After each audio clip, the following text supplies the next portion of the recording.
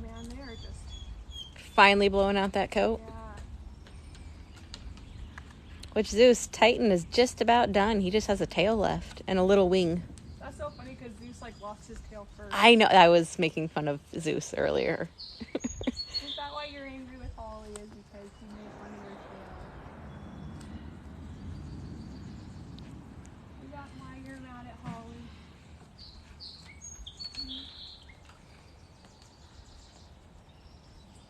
Not really the appropriate sweater. Morning. To wear today with Is it like a fleece sweater? It's not warm. So that's not it. It's just Well, like the material. It's hard to explain. It's not fleece. It's like Fleece-like, so Velcro-y. Huh? So Velcro-y. Yes, extremely. Hi from Maine. Hi from Maine. Morning, everyone. When we get up to like 250, we can start Okay, Facebook, and then let me know you start Facebook. I will. Oh, thank you for the hearts. This is Zeus. He is Is that a real wolf, yes or no? It is a wolf dog, a high-content wolf dog used for conservation efforts. Morning from Ohio. Meaning we want wolves put back out Morning in nature from Miami. where they really belong. And he is shedding like crazy right now. Aren't ya? Good morning. Hi in Ireland. Hi, Ireland. One day I'll get over there. I know. It is on my bucket list. Mine too. Is the fur soft? It is in the winter. It's coarse in the summer because they lose all that beautiful soft undercoat. Can you say hi, Riverdale, California? Or Riverside, California? Hi, Riverside, California. I'm thinking the show. He is big as a house. He's a big boy. Pretty amazing. Very remarkable creature this boy is. This is Zeus. Zeus is a 135-pound gray wolf dog. Hi in ambassador. Wisconsin. Hello, Wisconsin. So we're just letting our audience build up on TikTok just a little bit, and then we're going to get going. But we build this up just first, and then we go live on Facebook at the same time. So, because it's recorded over on Facebook. So this is the undercoat that Zeus is losing right here. That's better. Good morning. Good morning, good morning. It's gonna be a day. It's already been a day. My pulse, like I can feel my my pulse all the way up into my pounding in my neck. So. Oh, Zeus. Ashley, you are so amazing with your wolves. Thank you. We've been hanging around 210 and 200. We just Okay. keep fluctuating. Go ahead. Okay. And there you go. Thank you for the galaxy. Oh my gosh. Good morning, Facebook and TikTok world.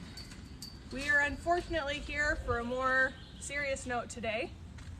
It's going to be an emotional roller coaster ride for me today. For those who watch me regularly, know that I rarely cry or try to show emotion on social media. And when I do, it's very real and very genuine.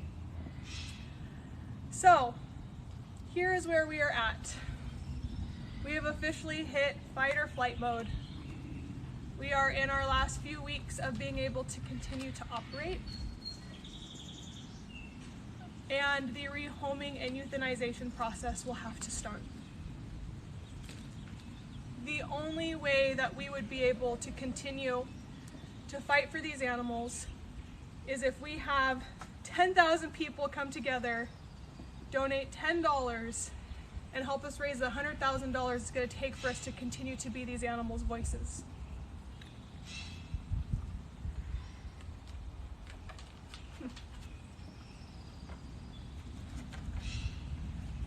I've been doing this for 24 years. And to say that I have been put through a living hell for these last 4 years is an understatement. to continue to fight and be these animals' voices. From a little girl, I had the opportunity to work with alligators, birds of prey, wolves for 21 years, cougars since I was 12.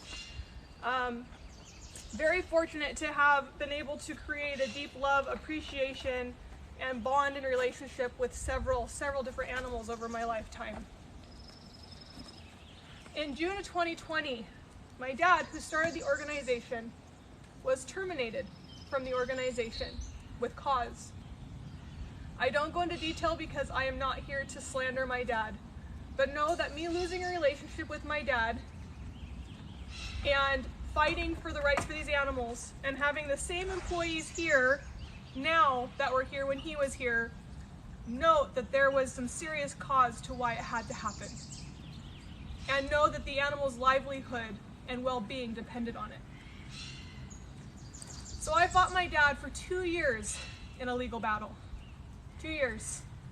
The same time he divorced my mom, and our family and worlds just kind of quickly started to crumble. I took over the organization per the board of directors. They asked me to continue operating and giving these animals the proper husbandry and to continue to fight for them and be their lives, or to be their voices. And I accepted, and I have been doing that for a very long time. In February of 2022, magically, after settlement was done and lawsuit was over, I got a letter from Skagit County telling me that now 21 years later, I need a special use permit to continue my main source of income for these animals. These animals in which cost over $50,000 a month to take care of. We have laid off staff, we have eliminated porta potties, we have slowed down on our propane usage, we have done everything in every clever way that we know how. I have begged for food, I have begged for produce, I have created great relationships and great contracts with some pretty phenomenal, amazing people. We've had people who have been following us and have donated so much more than we feel worthy of. And we're grateful to everyone who has this far. But I'm at the point, unfortunately, where these may be my last few weeks of being able to continue to be their voice and to continue to rescue.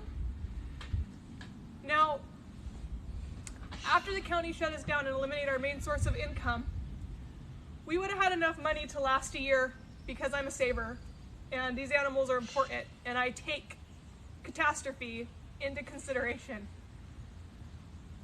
But unfortunately, our neighbor joined with some other neighbors and started a lawsuit against our organization saying that the howl, 21 years later, is a nuisance. And that their howling brings down their property values. And they want to sue me and my mom personally, along with the business, for damages. Hi, buddy. You got really excited all of a sudden. What's going on? So, we've been fighting that since July. And we're running out of money, and we're running out of time.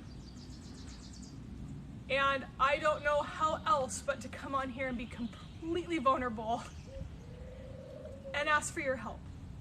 And ask for you to spread our story and to share our campaigns and to donate towards our cause and to help us continue to be their fight, to be their voices and fight for these guys. Now, the biggest thing that you have to understand, we don't technically have to leave the property. We've been working on Operation Relocation just to get away from the conflict.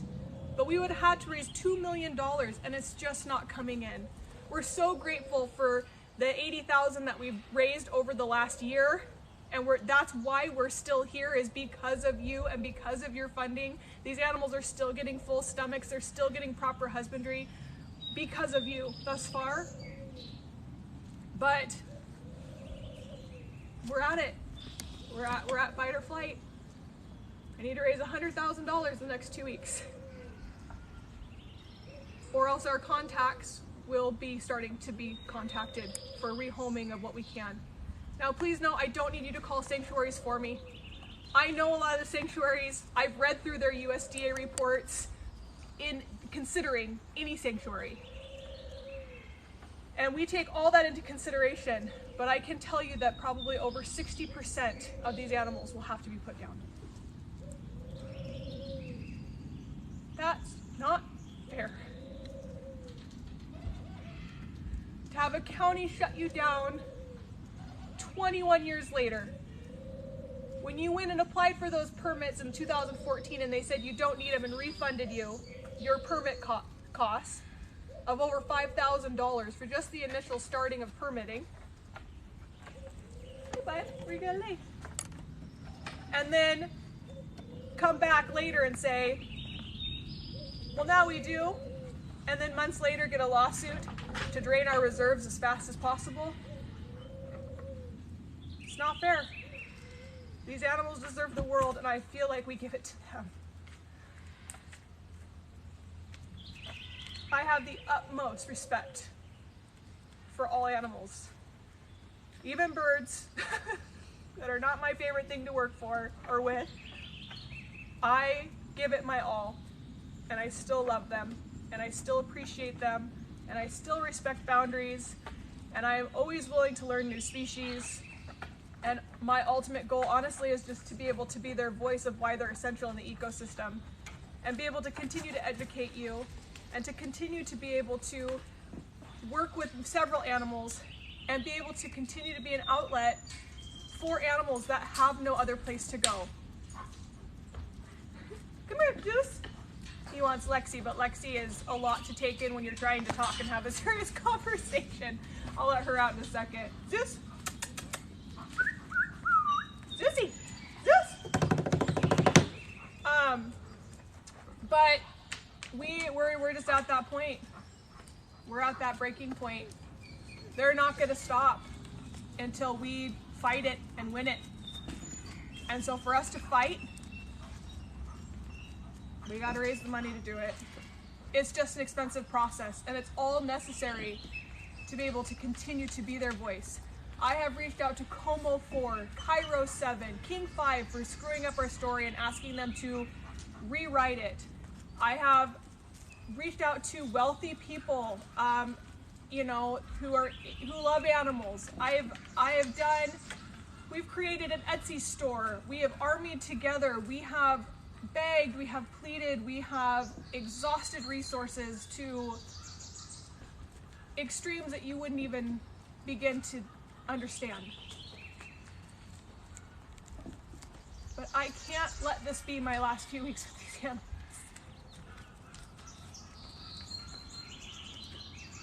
I just can't. And I don't know how else to do it. I donate my paychecks back to the organization. I'm doing everything that I can. And I'm lucky enough to be able to do that because my husband works. But it's like when it rains, it pours. And I don't think that just because somebody has money that they should have the ability to completely eliminate a nonprofit that houses over 100 different exotic animals. That's not fair. It's not right. It's so wrong.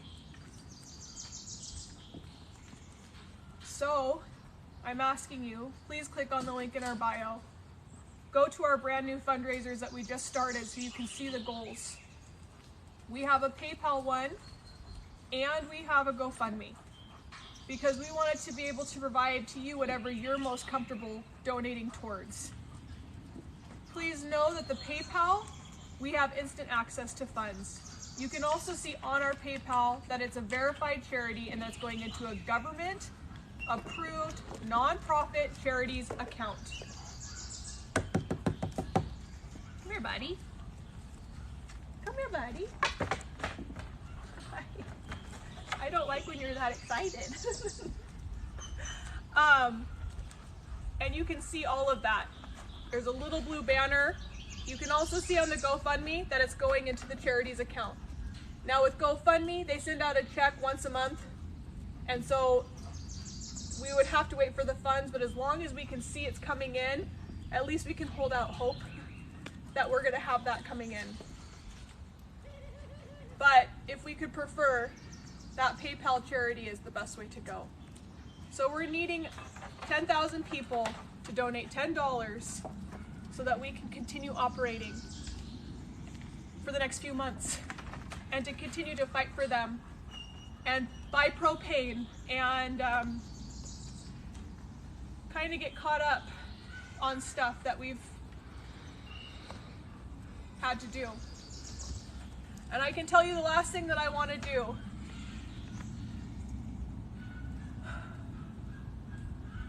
is have to euthanize my friends. These animals hold a very dear place to all of us. And we've had to do bigger put downs before for like old and sick and all of that. And whether it be one at a time or 3 at a time, it never gets any easier. The emotional toll that this takes on you, I'm sure most of you know, because you've had companions in your home for 14, 18 years or less, and it doesn't matter if you have them for a year or if you have them for 10 years, like my boy Zeus here. It doesn't get easier.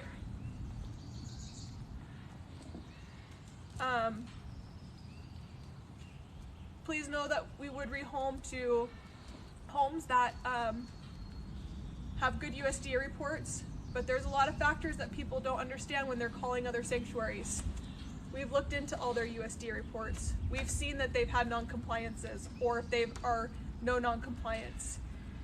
We look into what they feed their wolves, and when people call me and say, well, we feed our wolf dogs donated pet food from Petco, our wolves aren't going there. They can't live off that. It's more harming to their health than euthanization. And that's the hard decisions that I get to make, of who gets a home and who doesn't. And I don't want to have to make that call, because I'm the one here putting them down with the vet.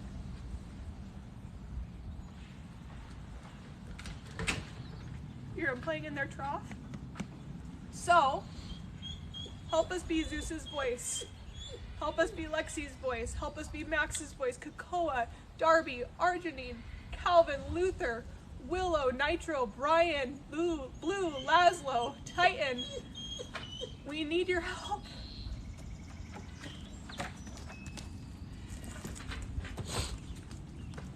That's where we're at.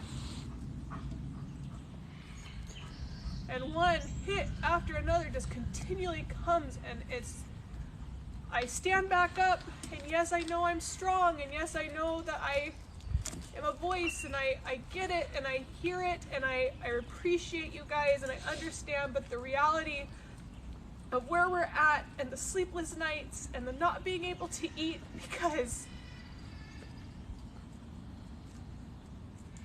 you're just so stressed out, because you don't know how you're going to get through the next day and provide for them anymore. Oh, it just sucks. Just sucks. So, again, click on that link up above. Donate if you can. Short campaign description in there for you guys. And then if you want to read more of our story of what's going on with the lawsuit and the litigation, you can click on that link, and it's going to pull up a whole article for you about what we're dealing with. I will fight as long as I can, but there also becomes a reality in how long you can fight, because when the money runs dry, it runs dry. We all know that. We've all been there. We've all had those experiences. But you know, I don't know what else to do. No one will take our story. It's almost as if they've already been contacted. No responses, nothing. No thank you for your suggestion.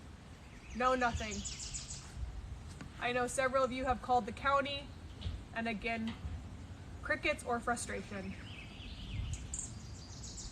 I do want to move. I would love to move to a new location, even if it's not the one that I ideally wanted for the last year and a half. If it means saving the animals, I would gladly move if it was a financial possibility. But either I raise $100,000 and I stay fighting, or I raise $2 million and I move. That's my options. Those are my options. So I will be calling some of my sanctuaries that have already agreed to help me and see if they're still willing to help me, because long ago in January, this was an option, or that was a possibility of this happening in January. And we had people from King 5 band together and help us through these last few months. And TikTok and Facebook, Patreons, all of you have just been so amazing and generous and kind and supportive and loving. And we feel it and we appreciate it. But we're trying. I mean, I won't go down until I have nothing left to give. But I've been giving a lot of myself for a long time. And I'll continue to do it. But again, we need your help. So I know a lot of questions and comments and stuff have probably just been flowing through, and I'm sorry Holly hasn't answered them or asked them, but we needed to come on here and make a video so that we can have that on Facebook so that people can go back later and read what's happening. This is normally where we do fun fundraiser Fridays for the last 2 weeks or so, which don't usually end up fundraiser Fridays because catastrophe always hits on Fridays. So we're gonna have to pick a different day. We are. Milo put a huge dent in my truck today. I would say Money Monday, but we have half days on Monday. That's true. Money Monday. Money. But no, I'm doing everything. I write back my paycheck to donate to the business too. So not the only one donating. I'm donating time and money and energy and blood and sweat and hours away from my children. And it's been fun to have them here this summer, and the thought of only having them out here for a few more months and having them to see animals slowly go away. Now know that if you do donate and we're unable to raise $100,000, that money will go towards the rehoming process of me flying to places to drop animals off, because there's no real good places in Washington. And I appreciate all of the suggestions, but I will only send our animals to the best of the best places. And know that if you read something about "it breaks my heart, we would offer our help," I had sanctuaries calling me angry at me because you guys were calling them. Stop having your people call sanctuaries. And I tell them I don't. You should just know in this world that's what happens. Well, I get 15 phone calls a day about your organization, and my animals will not go to a place where all of your calls are not taken open-armed and open heart.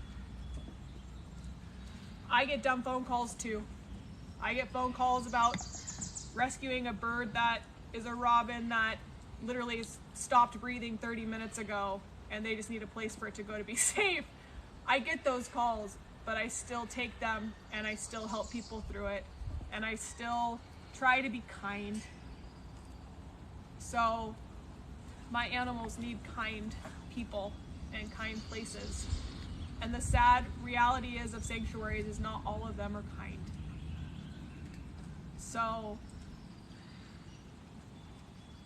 we'll do what we can, but I gotta raise 100,000.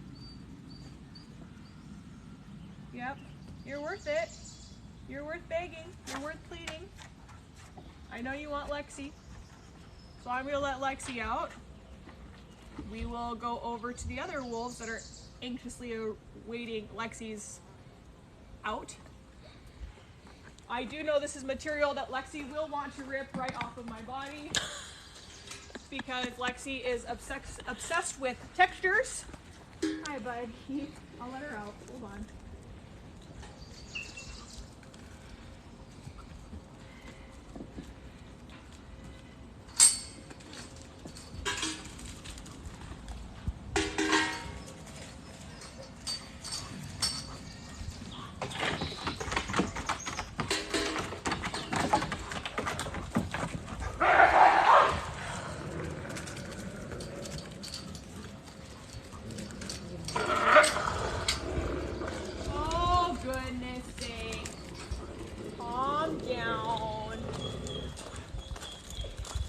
Welcome to Wolf World 101, where it sounds like they're going to kill each other, but that's just wolf talk. So, let's show you who you would be rescuing by donating today to our cause. Let's just do it, shall we? You ready? Oh my God. I just a lot of dust. I know. So, this is Willow. Right here, this love bug. This is Willow. That is Luther. That is Echo. That little grumble bumble is Nitro. Brian is in the back there. And Calvin is this boy who absolutely is obsessed with my breath. Come here, Calvin. I haven't had any coffee, but let's give it a whirl. Ready?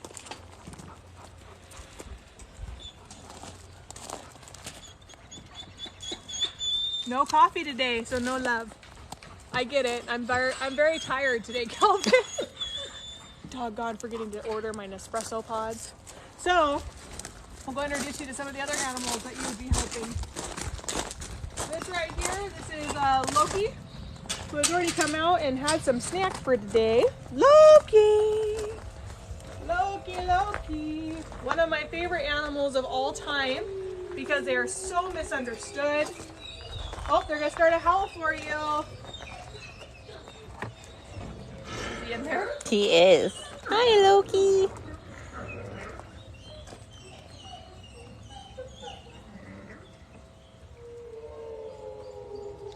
They're going to start singing for you.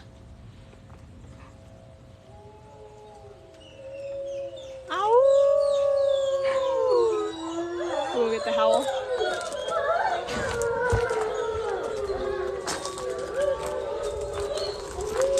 So this is why I'm being sued right here.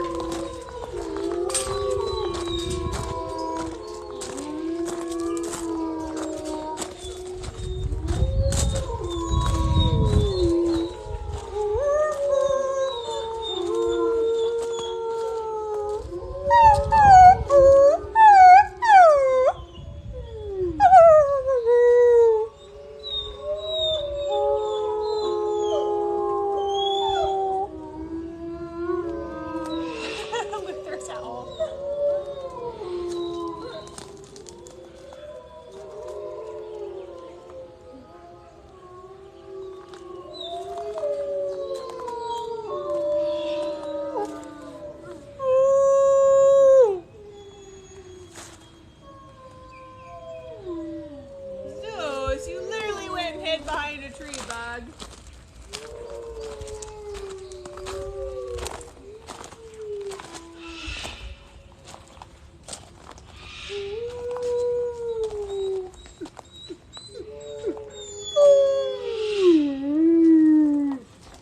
Fight for your right to howl, buddy. We're fighting.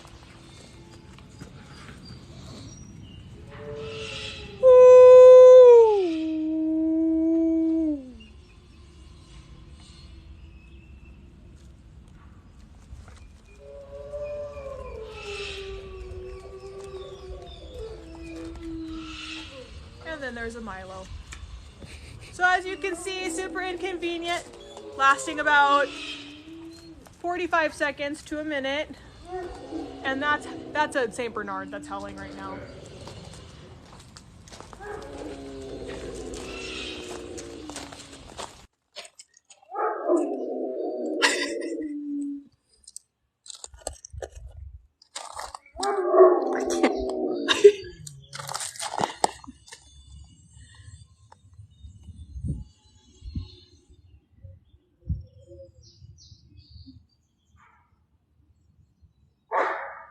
You almost got it. Oh, someone got that. All right, here we go. Oh, what'd you do? Just swipe over. Okay.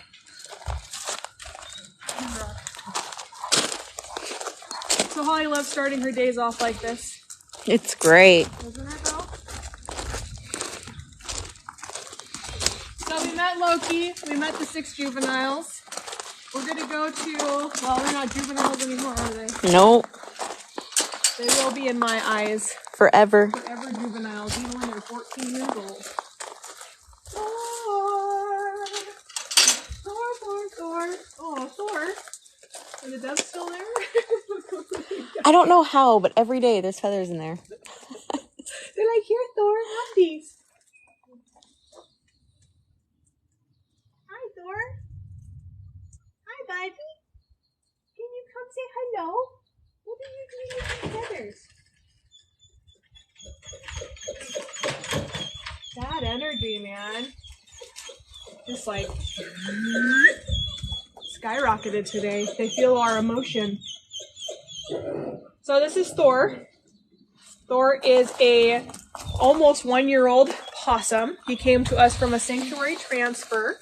By donating today, this is who you guys are going to be helping us save their home. Like we said, their home is currently in jeopardy. We have been doing this and on this piece of property for 21 years. But unfortunately, our neighbor is just more wealthy than we are. So we're trying. The ways to donate are by clicking on the link up above. It has 2 different ways to donate, PayPal or GoFundMe. We prefer that you go through PayPal if possible because the funds are instant, where GoFundMe is not. Now you can see on both of those platforms that we are in fact a verified charity in both platforms.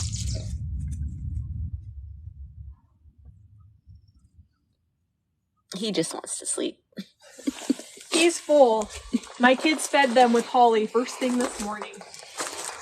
He had eggs and apples and shrimps and crackers and are those little wheat. Oh, those are those little things that we never use, huh? That's good. Then we have animals that stopped laying, and so they were going to euthanize them, and we take them because we think animals shouldn't be killed just because. We have our 2 pheasants in here. We have our one guy who is a Lady Amherst, and he looks absolutely horrible right now because he's going through his deep summer molt.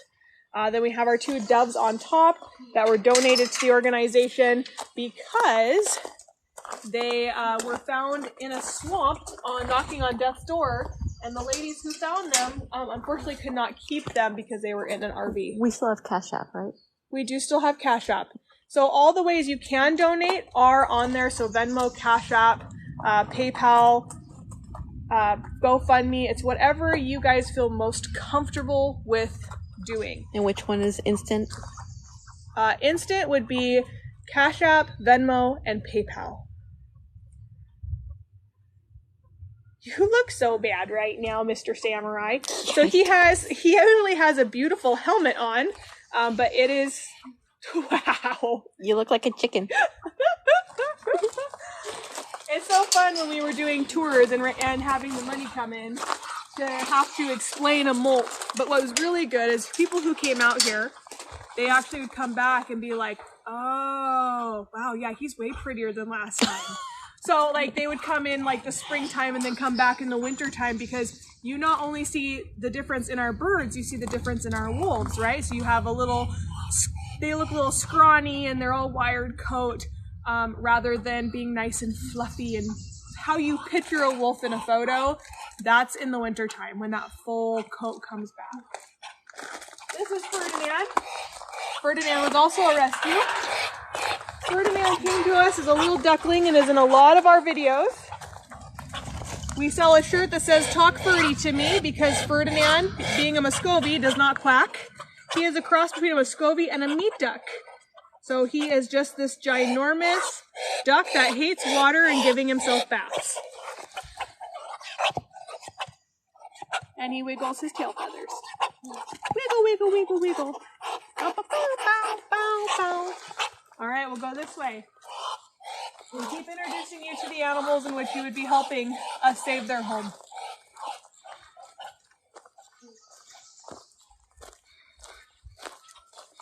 So again, please know if we're unable to reach our 100,000 goal and we are unable to stay in business, we will have that money to be able to rehome whatever we can so that I can personally fly them and check facilities and make sure that our animals are going to adequate places. But we don't want it to come to that. No. Do you want me to ask questions? Or? Yeah, it did. Yes, sure. Okay. Why does he wag his tail? He's happy. That's just the Ferdinand way. He's just whenever he talks, he just has always wiggled his tail. He just, that's Ferdy. So we're gonna go down here to Maurice and introduce you to this handsome now girl we found out. We were told Maurice was a male from the day we had Maurice. 17 years later, Maurice decided to lay eggs, and now we know it's not a male, it's a female. Birds are very hard to sex, so it's not like a hard mistake to make. So Maurice is a yellow-headed vulture. These guys are found in South America. Now this is not Maurice's normal enclosure. We actually were getting ready to do a huge $2 million renovation with our Airbnb tours that we were doing. Not a place to stay, we were a tour. We did them for 5 years, and we had budgeted a 5-year plan with a $2 million budget to renovate all of the animals' enclosures. That being put on hold, all of our renovations also got put on hold just so we could survive. And now we're in fight or flight. Apparently our Venmo link isn't working. Where do you have your phone? So I can just check it real quick. Let's check it. Thank you for letting us know that. Your dog, I swear, every place I go on your phone, it's like Holly's dog. He's my baby. You're stupid CC. Okay. Holly put her copyright in there. So when I do this. We will go see more wolves a little bit later. We already started with wolves, and we're going to introduce you to some other animals that you'll be help saving by donating. Yeah, we need your face because I need to see if your Venmo works. Do you have Venmo? I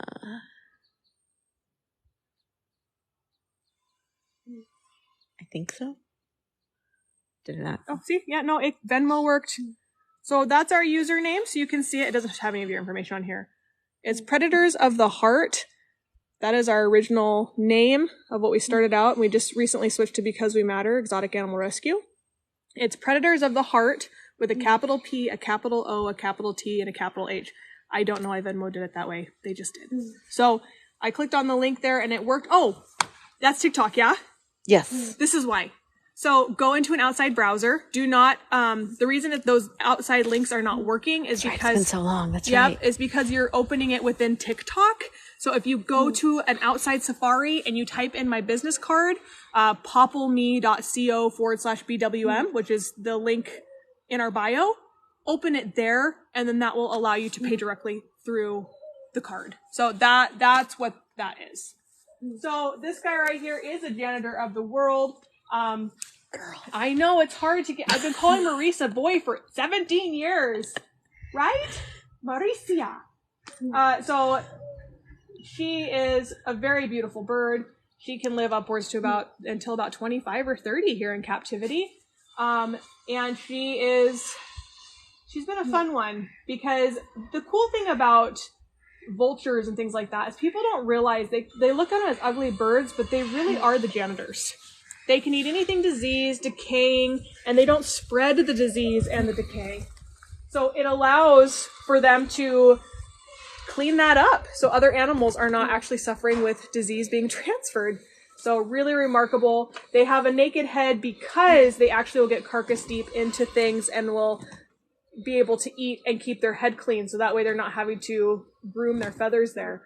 So every animal, as you start to research it, you'll learn that they actually have such unique ways to be able to allow them to do the job that they do in nature. And I love you. Can you fly for them? Go. There you go. She has about a 5-foot wingspan.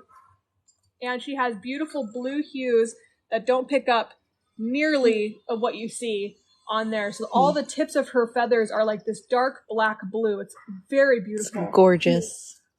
Her head has this yellow with these deep orange eyes. She has the white, pink, and blue beak that goes back to her head. And she has that beautiful pink band that goes around and borders the yellow.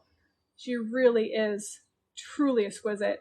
Now, when vultures get super nervous, so the way you would know that Maurice is too nervous with us in here would actually not be because she's flying.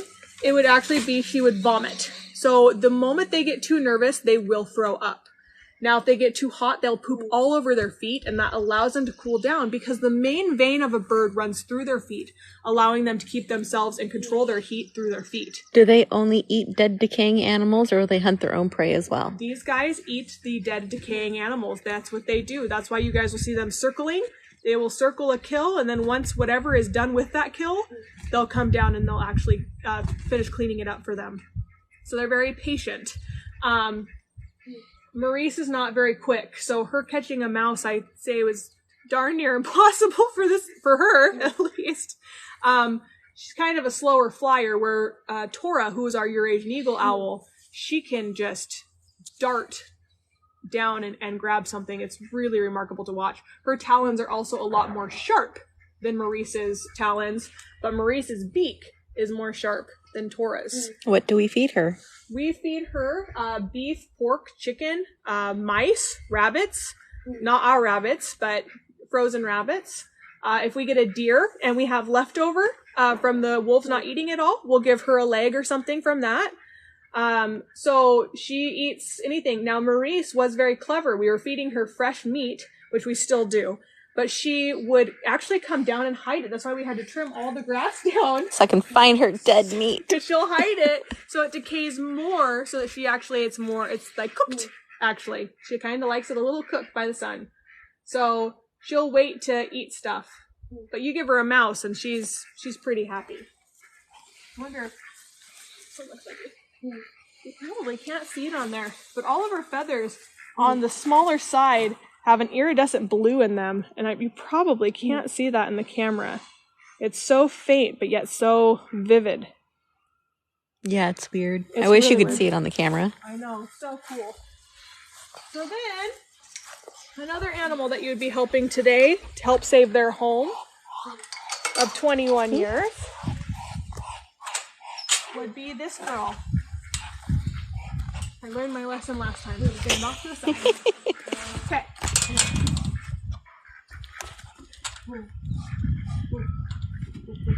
I don't think it's easier to digest. I think it's just preferred because she is known for eating rotting dead carcasses in the wild. So this is Tora. She is the Eurasian eagle owl. And I just kind of woke her up for you guys to be able to see her. Now, the beautiful trademark of the Eurasian eagle owl is those amazing golden, orange, copper eyes that they have. Tora has actually been at the facility the longest out of almost any animal that we've ever had. She has been here for over 20, we're going on 22 years. We've been at this property for 21, but we had her prior to coming to this property. Now, Tora is probably about 23 to 24 years old. She has a wingspan of over 5.5 foot wide. And she has a grip on her that you would not believe. Her talons are so incredibly sharp. Now with Tora, you don't really have to wear gloves. We do just to be on the safe side and not set her up for failure. But she's actually a very gentle bird. The one thing that's really funny to me is how birds of prey rarely use their beak for defense, where the cockatoos and parrots and macaws Ferocious. are just like, that is their defense. They know how strong their beak is. Where these guys could give you a good bite if they wanted to, but it's just not what they do. I mean, you can kind of put a towel over them, scoop them up, and calm them down a little bit. You hood them, which is blinding them, essentially, right? Because birds they won't fly in the dark unless they're an owl or some animal that's actually made to hunt at night. But for macaws and stuff like that, so you hood these guys, and then that instantly calms them down.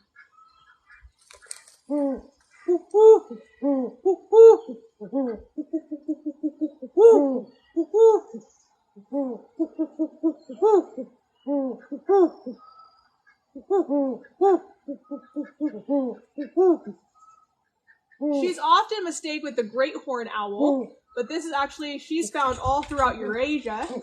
It's a pretty common bird that people use to do commercials and stuff versus the great horned owl. I don't know if that's honestly because they're easier to train or why that is. Maybe they're a little bit smaller than the great horned owl. Maybe that's part of it too. But Tora just gets to be her, and she wants to go back in her box, which she's going to do right now. You'll see those beautiful wings. Hi, Tora. Are you going to stay out?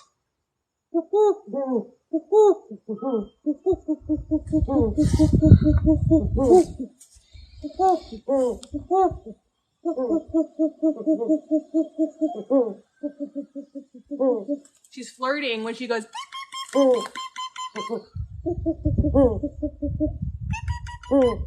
Hi, Tora. Hi, beautiful lady.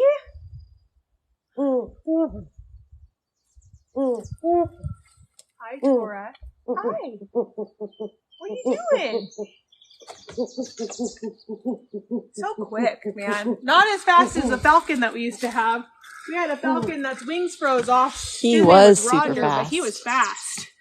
He was a flying bird, so a lot of times people don't realize, but falconry, one of the main things that we do with falconry is we'll actually teach them to keep birds off of flightway. And so you can send them off and they shoo the seagulls and the crows and all that stuff away. Well, Roger was on a job, not ours, his owner's job. And unfortunately his wings got too cold and they froze and he became unusable for the owner.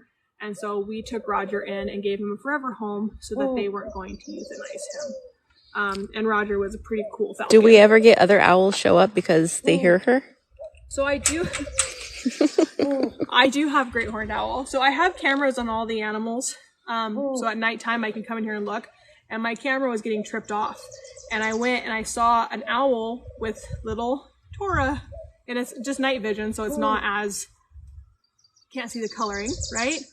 And I went, there's no way Tora can get out of her enclosure. Like, there's no way.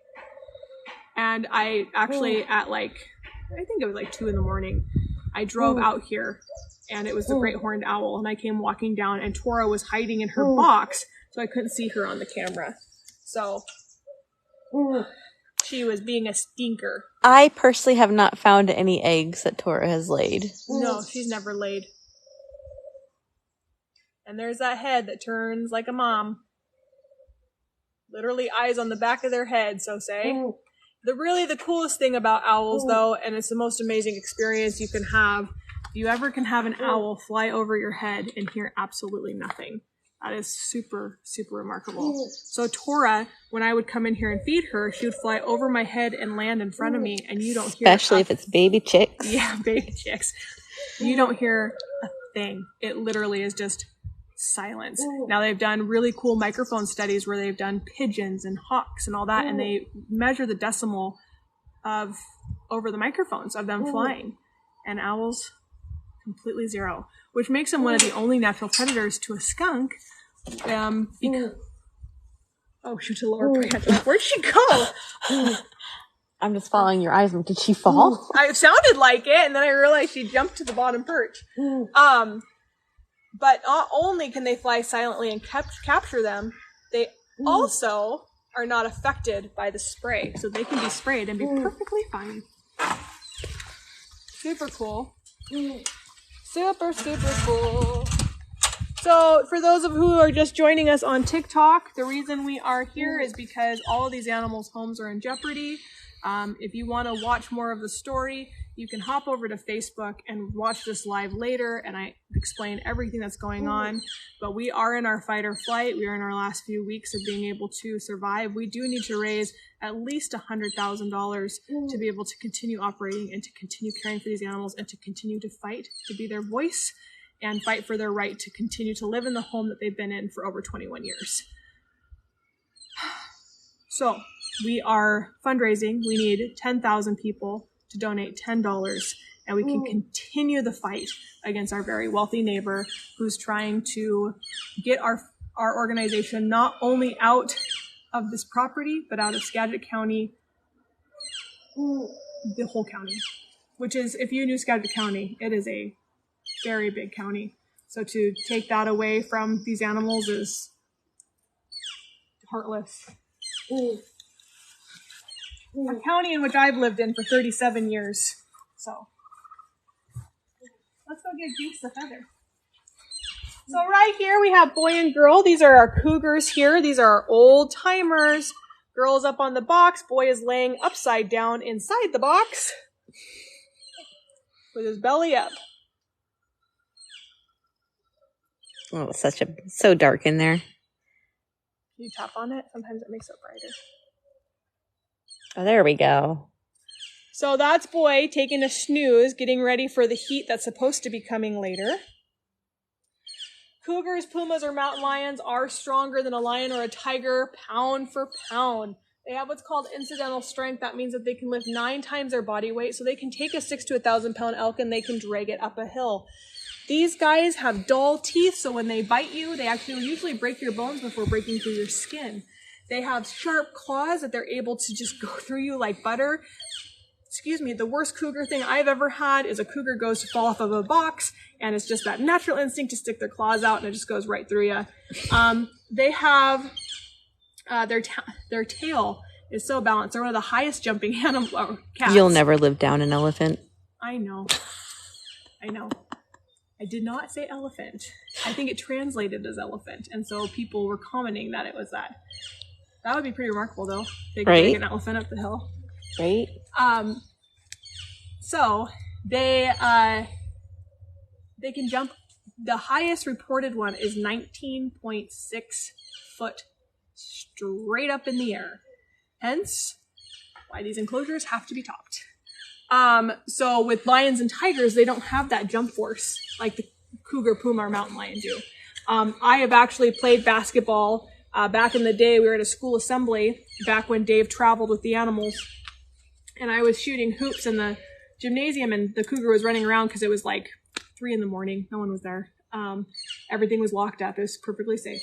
But Samson, my cougar at the time there, he actually played basketball with me, and he would jump up and grab the basketball hoop like it was nothing. It really was a remarkable thing to watch. But then he would pop the school's basketballs, and I'd have to replace them. So then we have Max, who is in his box. He's already ate, and he's done. He is. Yeah, I don't know if you can. That's too bright. Ow! He's like, get out of here. Max is coming up to a birthday at the end of July. He is indeed. Super, super amazing. He is. So these are just some of the animals, and we're going to be walking you through all of the animals today and introducing you to what your $10 or more contribution is going towards saving. Thank you for all the gifts, guys. And helping us save and continue to be their voice. So I love how you turn it to zoom out. That makes me very happy inside. So it's not like right on your face. Yeah. I know. I woke up this morning and I was just like, I don't want to adult today, but I have to. When is the next raffle drawing? Saturday. So the raffle is on there. You can buy your raffle ticket. We have different promotions going. Jinx.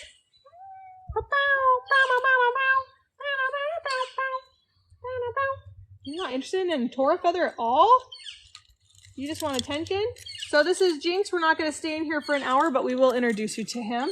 Jinx is known as the North American bobcat. He came to us through a rescue. Now this is not a neglect. Not a neglect situation or anything like this. This is strictly bad law. Bad law.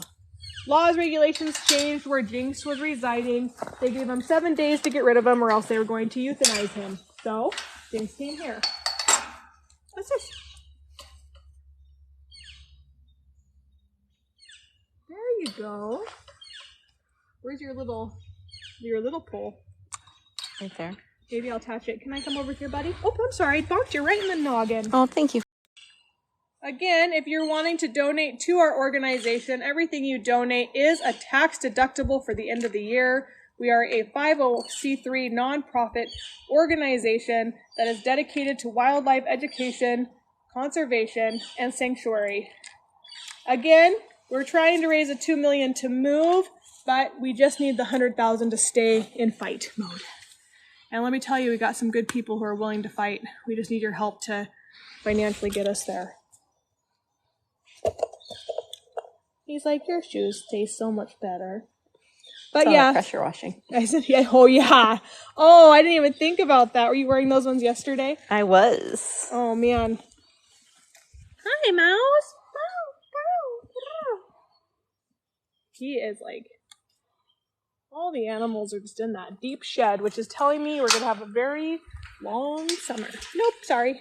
Let's try. Good baby.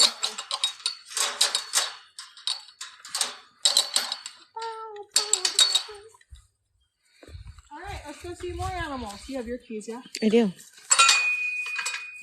I don't have my black key on here. Keep on like, Oh, I'm sorry the lagging. We're about to go to a place where you shouldn't lag anymore. welcome behind the scenes. Now, we were supposed to be getting a rescue, but we've had to put all that on hold, unfortunately, because of everything happening. And that also breaks my heart. It breaks my heart, too. Completely. So we're going to meet Titan. You guys don't get to come back here very often, but we're going to meet Titan. Hi! Huh? Oh! You say hello? Hi, Titan. Hi, Bubba. He gets so excited. Did I scare you? Oh. So this is Zeus's brother. See? There you go. That is the Zeus Grumble. He's actually very, very sweet. He's a very good boy. He's just a talker. A lot of you guys probably watch Lion Dad. Well, he is known for his grumbling little gusses. That is the same thing for this boy here. He just likes to talk. A lot. A lot. He's Now these guys do get to come out in bigger runs. We get to let them out into our big open pasture runs. But these are their stay safe enclosures away from people who harass them. I'm going to turn the misters on because it's going to get hot. And we thank you to Heather and everybody. We have this beautiful system that we have set up here. I'm going to turn it on real quick.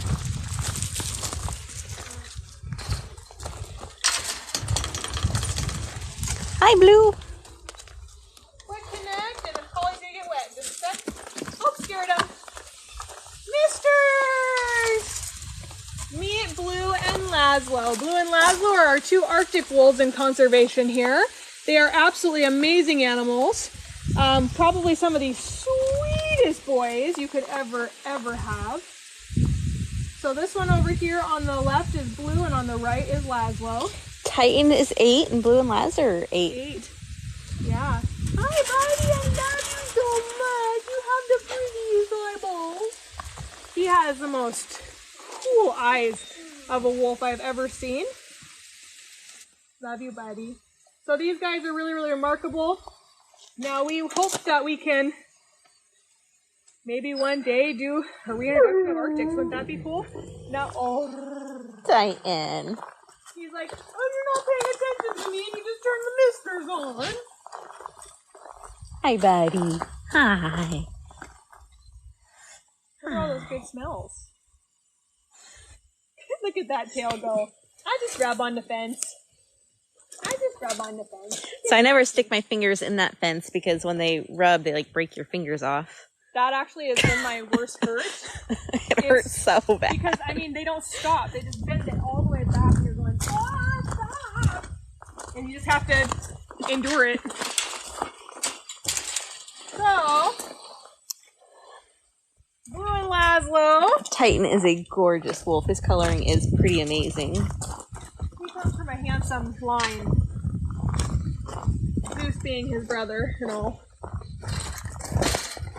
And then just for Jessica, it's Nitro. Hi, Night-Night. Hi, buddy.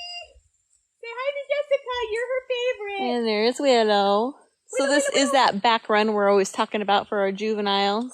So it's a secondary lockout run so that we can have people safely go in and clean and stuff because Calvin has this weird obsession that if you're raking, he likes to try to bite your butt. And it's not aggressive, but it's just like... I'm going to get you. So you have to lock him out when you're filling holes, or else you get a couple bruises on your cheeks. And he's so proud of himself when he gets you. He just walks away so high and mighty, doesn't he? He does. It's pretty funny. It's pretty cute. Hi, Nai-Nai! Woo-hoo-hoo! I'm nervous to wear this material on the pillow. Hi! So we'll introduce you to some of the other animals that you'd be helping, which is these guys. Alright, let's see if I come out with a shirt on. Alright. Willow is a very important texture wool. She likes textures of things too, so she's kind of weird. So this is Luther, this is Willow, this is Nitro, that's Echo, and that's Brian. Can the mountain lions get into the wolf enclosure? No. Absolutely not. I know I have good smells on my jeans, you're welcome. So these That's are awesome. obviously clearly our two most social. Right here is Luther and Willow. Hi, honey. Oh, I know I love you so much. You're so sweet. She's just starting to really lose her coat too. She hasn't. Oh, awesome! Thank you. We do put constant enrichment in here for them. I'm going to grab some oils. Does TikTok claim any portion of our monthly subscriptions? All of it, practically. So TikTok, if you want to subscribe to something, please join us on Patreon. You can click on the link in our bio that will actually take you to Patreon, and we give you exclusive, no TikTok, Facebook content. So it is strictly only for Patreon. Now we may bring over and say, oh, this is one of our favorite videos that we've had on TikTok, but we don't post our Patreon stuff to TikTok. I have my own files just for Patreon. Yep. So that is the best way, and our tiers run from $5 to $250 a month. So if you want to become a monthly supporter of these animals, that is the best way to do it. Luther has almost fully lost his coat. He just has a little bit of his mane left here that you can see the lighter color fur. Right here. You're so cute. And Luther is a very, very special boy. He is the last to come from the Simeon Razzle line for conservation efforts. So he is a British Columbian black wolf. Would that the spot? Is that loose hair itchy? Can we get it? Oh, right here. Can we get it out?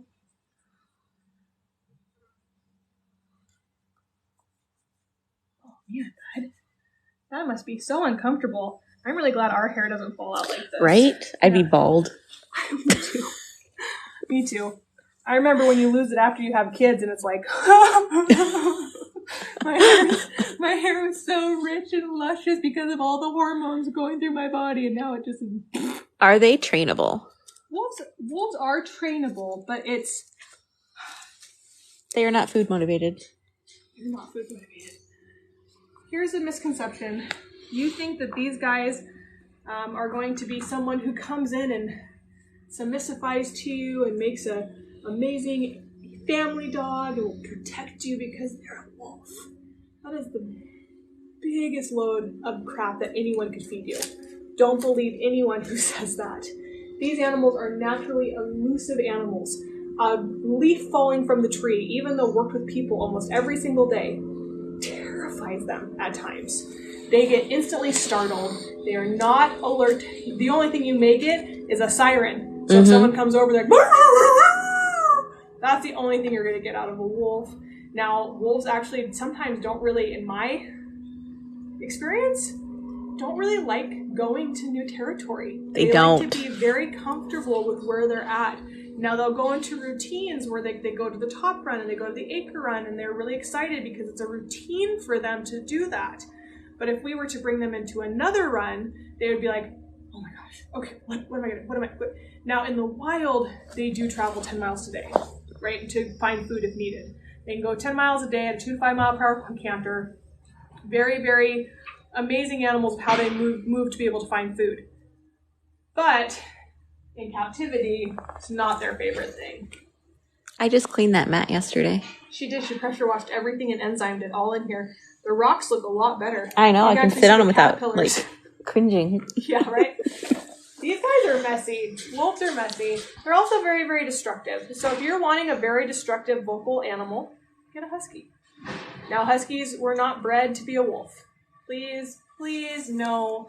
Huskies are so far away related to a wolf. Now, we have crossed them, but that ruins the genetics of a wolf simply because you put the gene of those blue-green eyes in them. Where these guys only have the gene to have the brown. With conservation efforts, if we ever had to breed with a dog, like we did back in the 1900s, you would breed with a German Shepherd or a Great Pyrenees. That's just is what it is. The genetics are more similar in the regards of structure of body, hair, eye color, disposition, lengthiness. So those are more close to those guys. Have you found an enzyme that you like?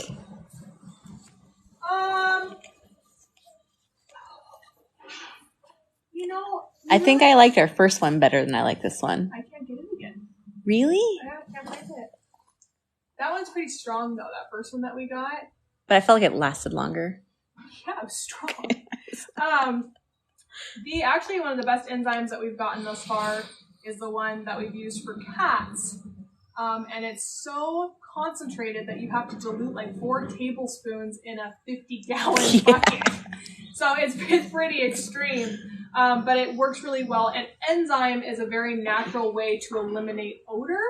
So that it's like the best thing you can do. Please know for all your animals and stuff at home, please do not, if you guys have Glade plugins or your candle burners or your tart burners, please stop.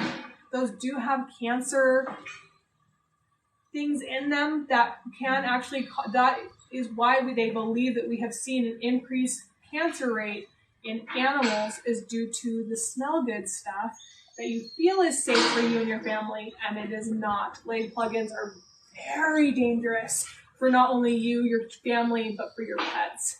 Also, know that your animals lay on the floor, so you also need to be concerned about what you're mopping your floors with. I actually have a Tyneco, which I have the all-natural enzyme solution for it because I have 5 dogs and a number of cats that I'm not going to discuss this time. But I need a laugh. So discouraging. So discouraging. I love rescuing animals, but I swear it comes in huge waves. Just like huge waves. Here, go from 3 cats to 13? 4, 6, 7, 8, 9, 10. Yeah, 13. 13 cats right now. So I'm sorry it's lagging. We're green here. So if you're having problems with lag, go ahead and exit out of TikTok and come back into our live, and that will probably help it on your part. So Willow is just one of the many animals that you would be helping by donating to our organization. Again, we have to raise $100,000 in these next few weeks, or else we are going to start euthanizing and rehoming, because that's just unfortunately where we're at. So we're trying to stay alive, but it's... The sun must be out. No lie. The gators are getting on their platform. They're crawling over each other. It's so funny that you can recognize so many different sounds out here now. Rachel, you're about right. 24 cats. I have a baker's dozen. Isn't that 13? I'm not going to for long. Holly as my witness. I got a phone call today from one of my vet techs. And she was like, do you still have your black kittens? I'm like, yeah, they'll be available in about 6 to 7 weeks. And she was like, I have someone who's interested over on the islands. And I'm like, give her my number. So we are going to find them really, really good homes. And if I get recommendations from my vet and my vet techs, I know it's going to be a good home. Mm-hmm. Yeah, so that makes me very, very excited. And I'm very honored to have my vet people know that I'm not a charger for that kind of stuff. So when it comes to a kitten, I don't charge a rehoming fee because I don't do any of the stuff. Like I don't do the spaying and neutering. They have to do that. So unless it's mushy, Mushi I will have to spay and neuter and then charge a rehoming fee for. So You are correct. They do have a lot of the same personalities. what's that? Huskies and wolves, they're destructive, they're loud, they shed. Yeah. The thing with huskies though is that when huskies shed, they don't completely lose that undercoat like a wolf does.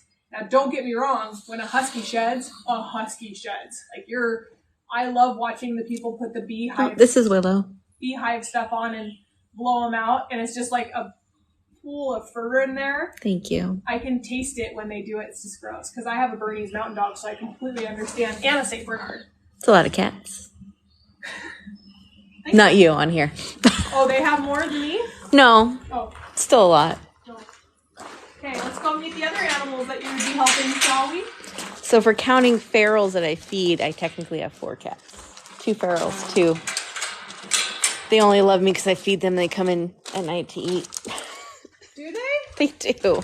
And first thing in the morning. So this right here is our gators. Let's see. I can open it. Yeah. So everything's under lock and key. I know that the wolves howling and the gators getting out is a big concern for our neighbors who are suing us, but the day the gators can get out of a glass enclosure and walk in the cold nights, it's going to be the day that I retire. Okay.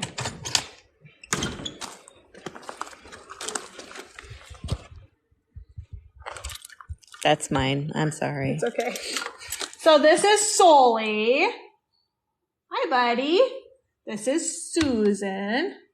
This is Randall. Or no, this is Wazowski. And that's Randall, and that's Wazowski.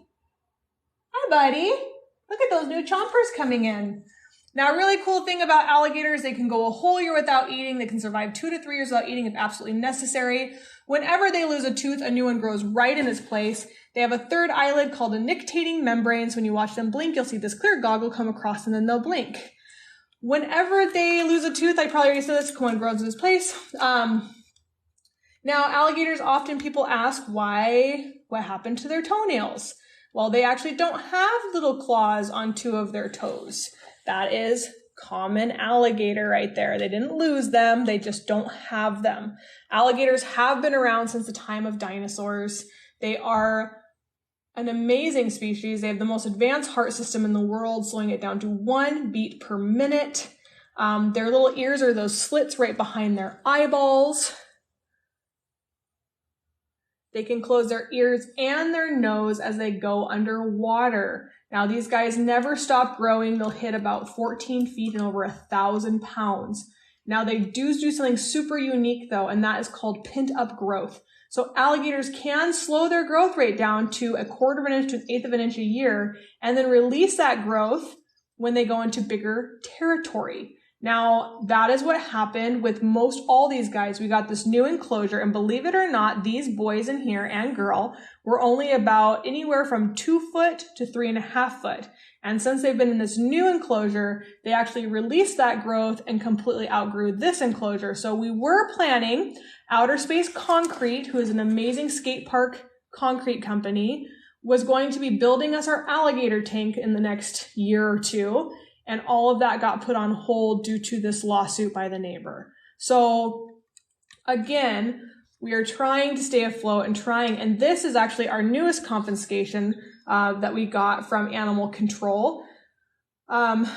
He was being kept in a storage container with a pond, and it is illegal to have alligators in the state of Washington unless you're a sanctuary or you get them turned over to you directly from an animal control agency, which is what we did. Now, these other 3 gators actually came from a drug bust. They were protecting cocaine down in Seattle, and so we went down with the FBI, and we ended up confiscating them with them. But alligators is one of my favorite animals in the reptile world because they are just so docile. I appreciate the fact that they have a bad name, but yet they still continue to survive. They do not pose a threat to you. If you're walking along a bank, but they are ambush predators. So what that means practically is if you turn your back, they seize their opportunity to and see kind of what's coming. Now, when they come out of the water, they usually close their eyes and start swinging their head side to side, and whatever they can grab is what they pull back in, and they do that to protect their eyes. But because they can retract. But what happened with that poor lady, in my opinion, the alligator was actually going after the dog, and unfortunately, when they came out of the water, from what I've seen, and closed its eyes, it started swinging its head side to side, that when they chomped down, it was what it was. So that's actually very rare. Unfortunately, we only hear about the bad things that happen with alligators, and not the good things, and nor the reason why, when they were almost extinct, why we brought them back, because we need these guys out in the ecosystem. As much as people don't think we should have them, we do need them. So we came into your space, right? We came into your space. So we got a few questions. I have to go back. But yes, thank you, April, for thanking everyone. I'm kind of letting Ashley finish explaining things before I ask questions. Some zoos practice putting caps on their nails. Do you know why that is? No, that's silly. So I've never heard of that practice, so I'm not sure. How long can they hold their breath underwater? Very long time, because they can slow that heart rate down to 1 beat per minute. They can actually be frozen in a lake. That blue stuff right behind you is their trough pool that they go into. Go. The sun just came out, so they're also trying to sunbathe. Go, Sully, go. He's like, no, I'm just moving my tail so that Wazowski can get out from underneath it. Oh, Wazowski almost got it. Oh. So, I've never capped an alligator's nail. I don't see why that's even necessary. The only thing that we really do for our gators is pull their rotten teeth so we can help them grow their new one. The alligator snapping turtles are in that water. They're just underneath this platform that all the gators are on. There's one over on the corner. Is there one in the corner? I missed him. Over here. I saw him swimming. Oh, there he is. There's one of our snappers. So this is known as the alligator snapping turtle. The reason that he's in the same enclosure with the alligators is because alligators and snapper turtles do coexist with each other even in nature. So in the swamps and bayous of Florida, Georgia, Louisiana, and Mississippi, you will find these alligator snappers, and they will actually open their mouth at the bottom of a bank. They have a little worm-like object on their tongue, and once they get that tongue touched, they lash out and jump, and there they got it. So just a few more of the animals in which you would be helping. Do you know how old the alligators are? Well, we've had some of those for upwards to 8 to 9 years. Sully is, well, we've had him for a year now. Mm-hmm. Can you believe that? So Sully is 8, and Rex is, no, Sully is 6, so 7. So Sully's 7, and Rex is actually 8. Rex is only 2.5 foot because he was kept in a very, very small enclosure, but we've had him grow almost about, probably almost 10 inches now since we've had him. So we're getting that growth to release, which is what we want him to do. But he's older than Sully, and he's a quarter of the size. They don't really fight at all. The kind of little scratches you saw on Sully right there is they did get in a little scuffle, but an alligator scuffle is just mouth open. Sometimes they also, too, will rub on each other. So they'll do this kind of thing, and they just kind of rub skin raw a little bit.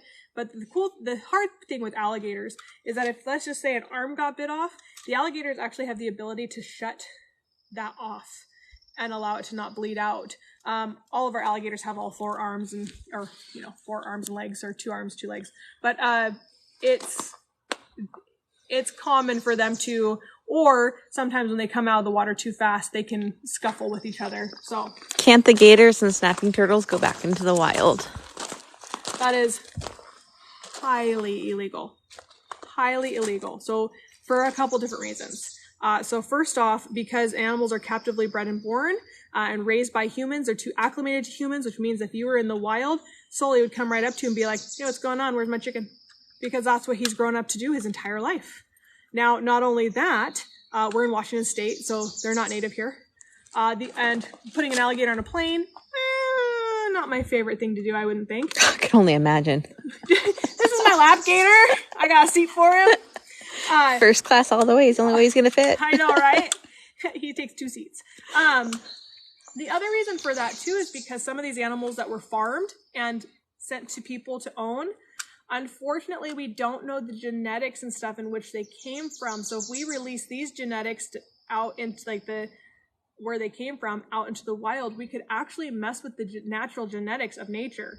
So you have to be very, very, very careful when it comes to reintroduction programs. Now, the biggest thing that you have to understand is like with raccoons and stuff, once they've been too humanized, and believe it or not, what rescues do is not rescues, but rehabilitation clinics, if they've been too humanized, they euthanize them.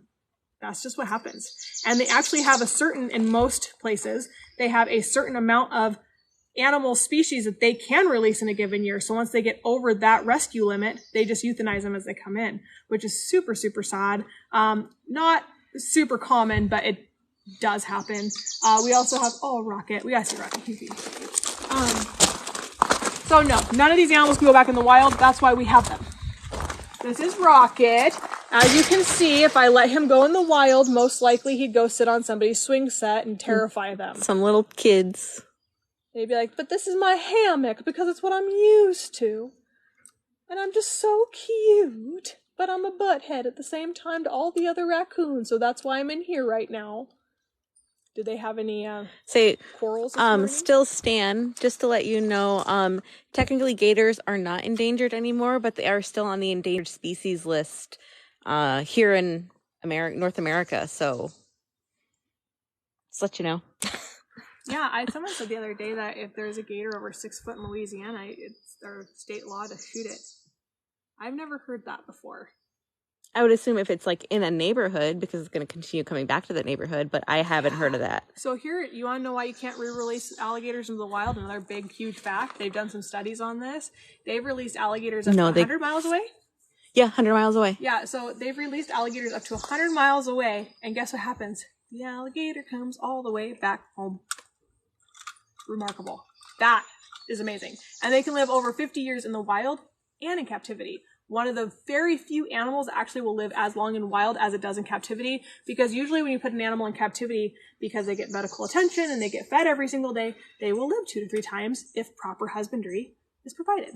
So everything except for marine life. Yes.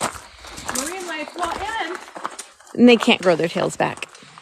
Alligators? Yeah. No. They can grow like a little tink and stop the bleeding, but that's about all you're going to get.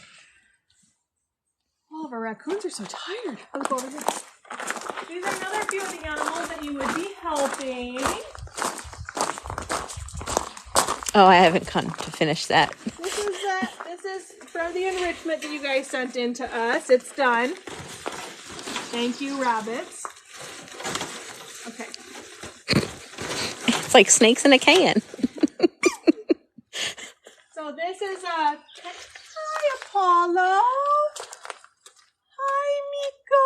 Hi, Percy. So they want to know if you can go on the backstory for some new people. Backstory of what we do, who we are? I'd assume. Okay. Let's go over to Death Trap over here. That would be my skunk. He's the most ferocious thing out here. He was actually super sweet yesterday. I don't know if you watched the very end of the live. When I took people down here. I watched the end where I had to run and jump out of the enclosure, and you're laughing so hard, and you're sitting here like this because you're laughing so hard, keeping the door shut from him trying to kill me. So, Odie is our skunk that I had to bring back to life.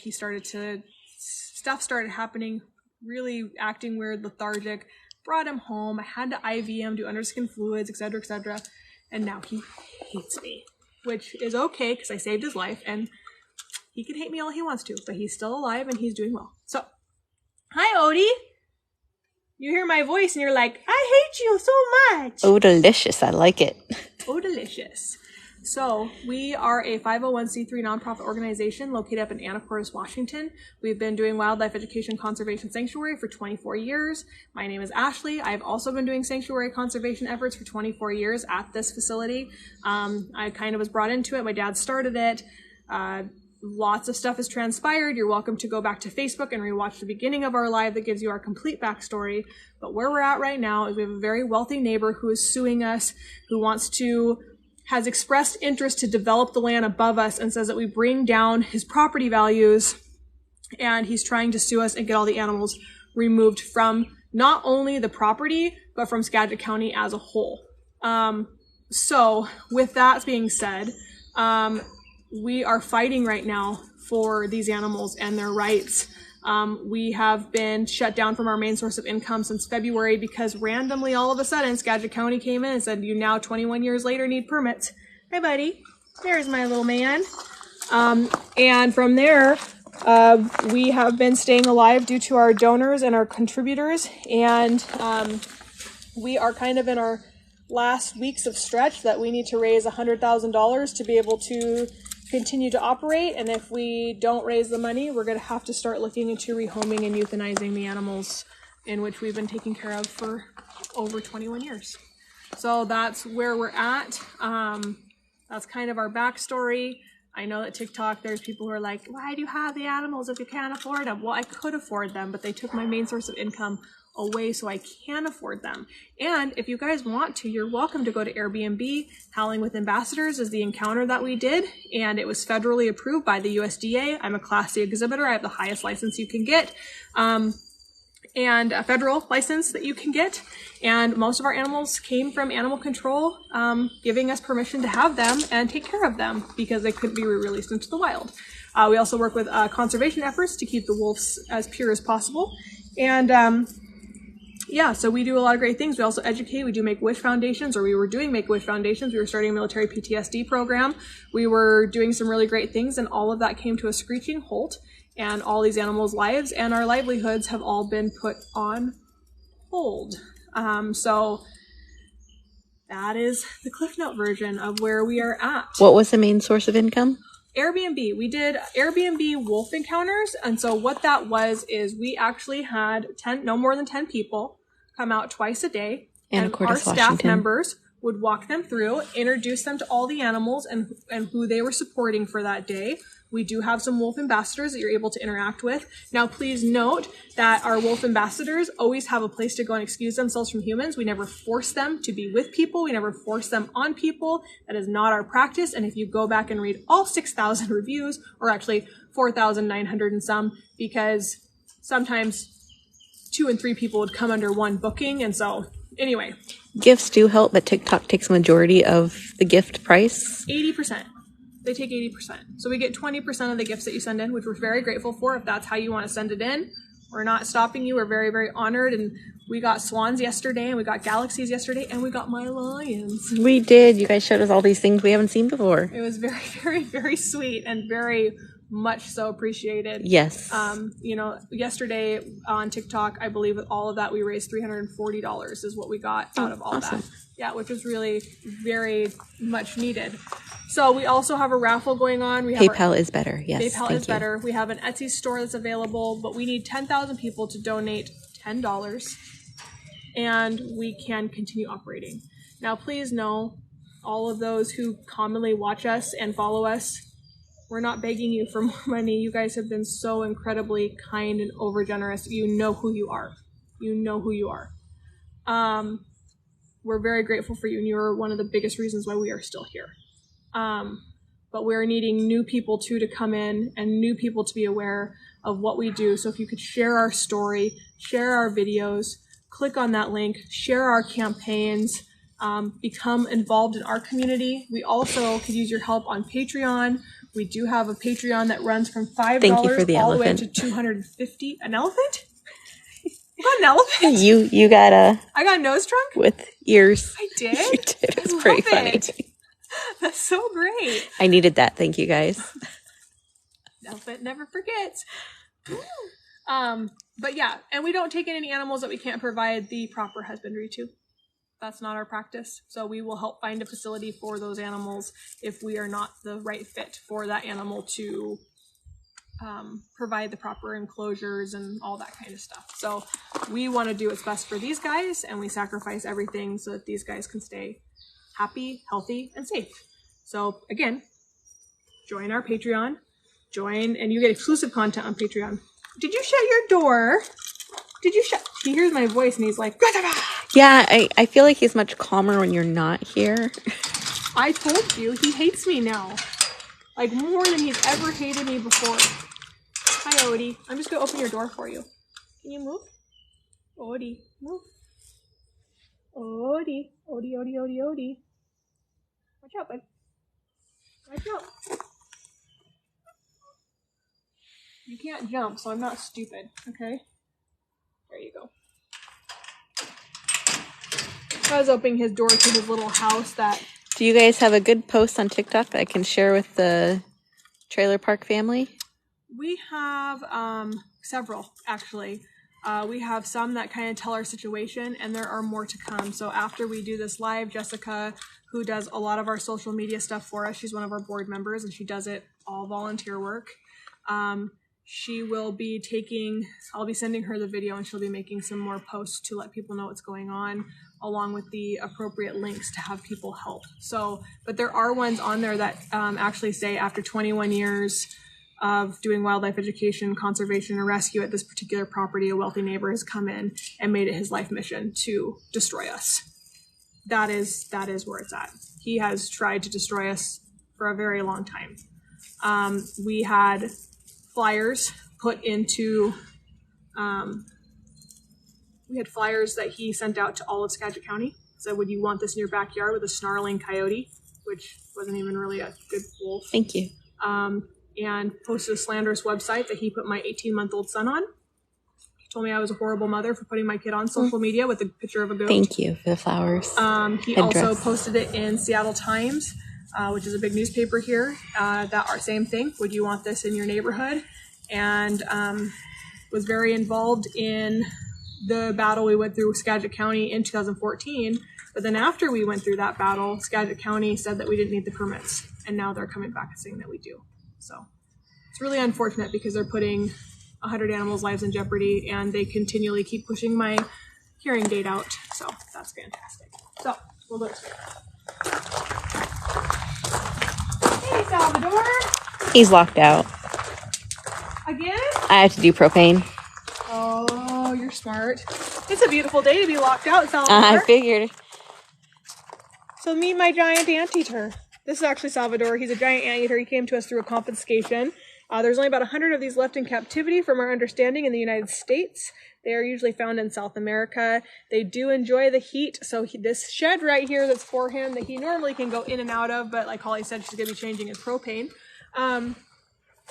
We keep that at about 80 degrees for him. So, but he's enjoying the sunshine today. He is normally nocturnal. So what he'll do is he'll curl up in a little ball. He'll use that really, really long tail, and he will cover himself up with it. So he really is a remarkable creature. His tongue is 2.5 feet long. He can come in and out of his mouth at 2 times a second. He has an amazing sense of smell, and his main line of defense is not his toothless mouth.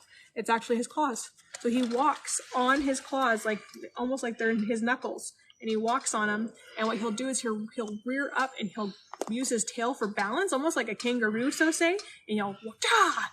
And man, let me tell you what, if you've never gotten a horse bite from an anteater, it is way worse than a horse bite. So he does go on rampages, so he can be very dangerous, but for the most part, he's very, very sweet. But that's why our fences are jumpable for us. He can't jump, he can't climb, that's not what anteaters do, and so they have to be jumpable for us in case he decides to go on a rampage or hears a weird noise that makes him uneasy or feeling bad. We never want to set our animals up for failure, and so we make sure that we have proper exit routes for them. Still sane, Ashley.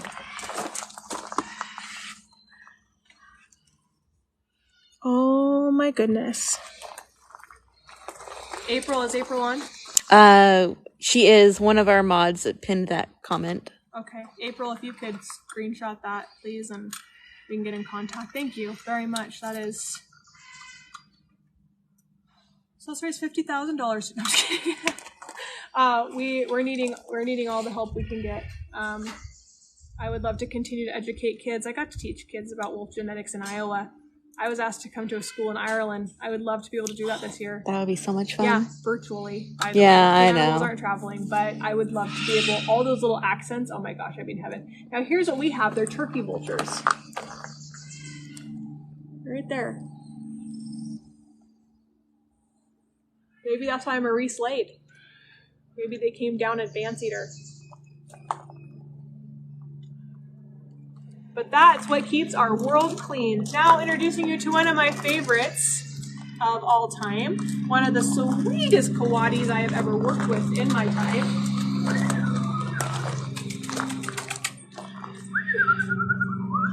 Hi, buddy. Hello. Is it getting warmer out? Are you enjoying this nice warm weather? Are you enjoying this nice warm weather? Can you come down here? So this is Squeakers. This is another animal in which you would actually be helping us save today, saving their home. Squeakers, see, he wants butt scratches. He is no, and my hands are going to smell very musty after this, and it's really disgusting, and it takes about 3 days to come off. Anyway, or maybe it's just because I pet him every day, it just never comes off. Yeah, that's more likely. Yeah. Well, it comes off over the weekend. Anyway, this guy right here is known as the South American coati. They are related to the raccoon family. They are as quick to turn as the raccoon family. So Squeakers could be enjoying this one moment, and then the next moment he's just like, stop! But for the most part, this guy's pretty sweet. Now, the unfortunate part about coatis is that people don't realize when they get them that they have humongous fangs. And believe it or not, a common practice for people is to defang the coatis. Absolutely horrible. If you have to do that, Look at those chompers. can you show him those fangs of yours? You show him those fangs of yours. That if you have to do any alteration on an animal besides spaying and neutering, you should not own them. So if you're planning on declawing your cat, just don't get a cat. You're taking away, it's literally like cutting our fingers off at our knuckles. That's what it's like to declaw a cat. Now, that was common practice, and we did not have all the research that we have today. So that practice has slowly been turning to where a lot of vets won't even do it anymore. But before, that was just common practice. Oh, we have nice furniture. Super simple. It's very, very painful for them. And over time, we've learned really what it's like, what it means to declaw a cat now. But again, if you have to do any alteration besides spaying and neutering, they shouldn't have you, right? And I've noticed your nails are getting shorter now that you've been... It's been warm and he's been... out digging. All right, why are you being so lousy? I mean, I'll take it. Are you trying to steal the show and say, support me, support me. I love my home. I love my people. Yes, the thing is, like, new things come out and our research isn't quite there, and we all just jump on that kind of fad, and then we learn. We learn. As long as you learn from it. You know, and that's part of science, right? Yep. Science is constantly changing. Wolf genetics are changing right now. Everything that I learned 5 years ago is different today. I mean, everything is changing. And that's what makes science so cool, is that things just are in constant adaptability. Like, they just adapt to their surroundings, like the coastal wolves. Do we still do wolf encounters? I would love to still do a wolf encounter. I would not be begging you for money if I was still doing wolf encounters. I wouldn't be on here trying to spend the day raising $100,000, which I know is a lot. 10,000 people donating $10. But I wouldn't be here doing this if I was doing wolf encounters, because quite honestly, that is enough income for me to have a staff of 7 people and up to 230 animals and safely and appropriately take care of them. So that is where I'd like to get back to, so that I'm not having to beg for money. Thank you, Paula. And I'm not having to ask anymore. I want to be self-sustaining. That is my goal. I don't like asking for help. This has been a very, very humbling 3 years for me, because I've had to ask for help from a lot of people, and it's not my strong suit. So I'm having to be better. And that's how we made our money, is you guys would pay for a wolf encounter, but right now we cannot do them.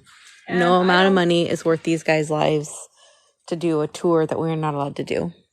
And not to mention, for all of those who have continually called me to try to bait me into getting you in here for a tour, it's not going to happen. I have had so many baiting phone calls, and I have tracked all of them, just so you guys know. All the phone numbers, what was asked, all of that kind of stuff, because I feel like someone's trying to trap me in doing the wrong thing to have another thing against me, so say. And we're not doing it. We're not doing tours. We're going live every single day. We are trying to raise money that way, but now we're in a flight or fight, and we need you. We need you to post us on Reddit. We need you to post us on Twitter. Please, if you're a Twitterer, please follow us on Twitter. Retweet our posts. We've called Como. We've called Cairo. We've called all of them. They won't take our calls.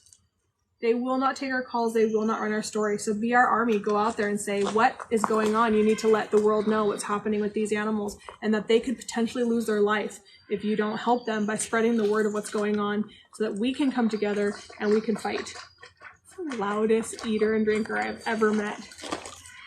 Look at that cute little tongue. All right, let's go meet Going back for seconds. Let's go meet Do we have the more. same name on Twitter? Because we matter, it's BWM Exotic Rescue, I believe. But if you click on the link in our bio, our Twitter, all of our handles are on our Popple account. We do have Instagram. We do have Instagram, and we have Facebook, Instagram, Twitter, and TikTok. We had Snapchat, but I ended it from all of the inappropriate content people were sending me. I'm not going to be a part of that. So I'm here to educate kids, not see people's private parts. That's not going to happen. It's quite disgusting. Oh, thank you. So let's meet Bean Cole. This is another girl that you would be saving. Bean is known as a North American porcupine. She has over 30,000 quills and 30 molars in her mouth on top of her four front teeth. Now, Bean, she's going to come down her hide. Now, this enclosure was just especially made for Bean. We saw this dead maple, so we topped it. And guess what? It started to stimulate new growth. And so now she can eat all those things. And she knows to turn backwards like that, which, Bean, if you went the other way, it looks like it'd probably be easier. You wouldn't get caught on your quills, silly girl. Oh, I didn't know we popped up on LinkedIn. Yo, yeah, I haven't finished my setup on the LinkedIn account. Y'all don't turn any exotics away, right? No, that's not true. It's not that we don't turn them, we'll turn them away. We will help find a place for them to go. I can't take in a tiger. I can't take in an elephant. I can't take in a rhinoceros. I can't take in a bear. That's not our specialty, nor do we have the facility to do that. So, people who don't turn away animals, or at least help you find a place for them to go, you shouldn't bring it to them. It's the people who have the mentality of, I've always wanted one, and are constantly sardining the animals in with each other that causes the chaos and the misconception of sanctuary. And we're trying to change that. We want animals to have good homes, and we want them to have the proper care. And if we can't provide that, we will help you find somebody who can. Because it's not fair to the animal. Yep, if you want to see a North American porcupine in the wild, typically you have to look up. They spend most of their lives up in trees. So this, I shouldn't say, so I don't take in farm life and domesticated stuff normally. He's only in here because he's on the waiting list to get neutered. Because, where's Hanky? This is Hank. Hank is a little bunny that I got a phone call almost a year ago now. Actually, a year ago. From a lady who said, hey, my neighbor has a rabbit. It's in about 6 months of feces. No one will come help me. No one will come take it. She has agreed to sign it over. Can you come get it? And I'm like, it's not my normal tea, but you can call this place and this place. She goes, I called them. They're full. They're not taking anymore. Can I at least send you a photo?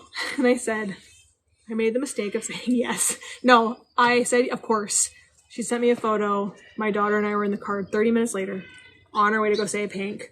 So this is my daughter's first rescue where she did all of the paperwork at 7 years old.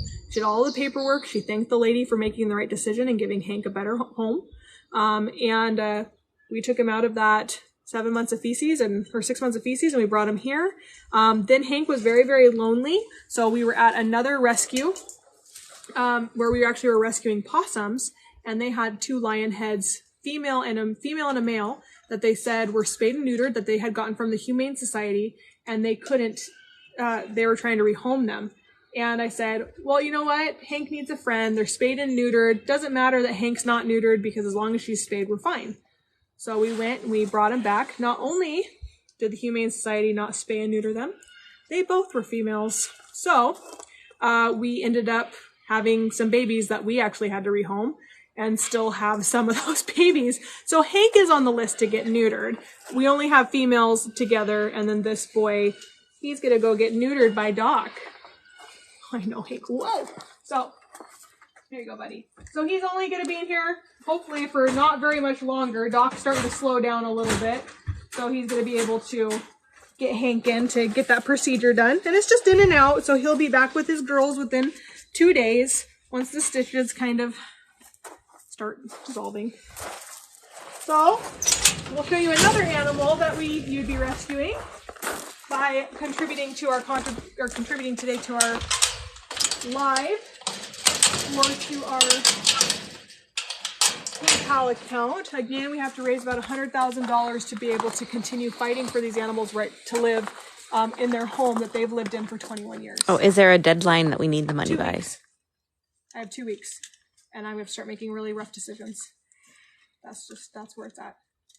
2 million we can move, about 100,000 we can stay open and pay our bills and fight. So, which I'm okay for a good fight too, as long as we have the money to do it. I'm all for it. Let's go. I will gladly put on my boxing gloves and. They're all saying make a GoFundMe. Okay, so click on the link in our bio. There is not only our PayPal charities, there is a GoFundMe that shows that we're a charitable organization. So we have whatever you're comfortable with donating towards. There are 2 different ways for you to, well, there's several different ways for you to donate, but those are the 2 Anacortes, campaigns going right now.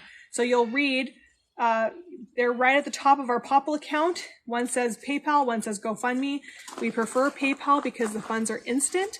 The other part of it is PayPal takes less of a percentage, and we don't have to wait for a check to be mailed to us, because what happens with GoFundMe is they actually have to mail the check. But PayPal, you can actually see there's a blue banner on there that says that we're a verified 501c3 nonprofit organization, and all the money that you donate to us is a tax deductible at the end of the year. So you'll see it's a verified PayPal charity account. So we'll go this way and introduce you to Frankie. Frankie, his mom was crushed by a log. Oh no, wait, this is the excavator. Oh, he's under his log. The irony.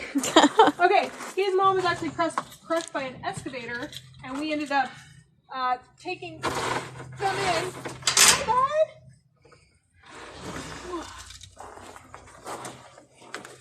Don't want to crush him, so I'm going to grab his tail.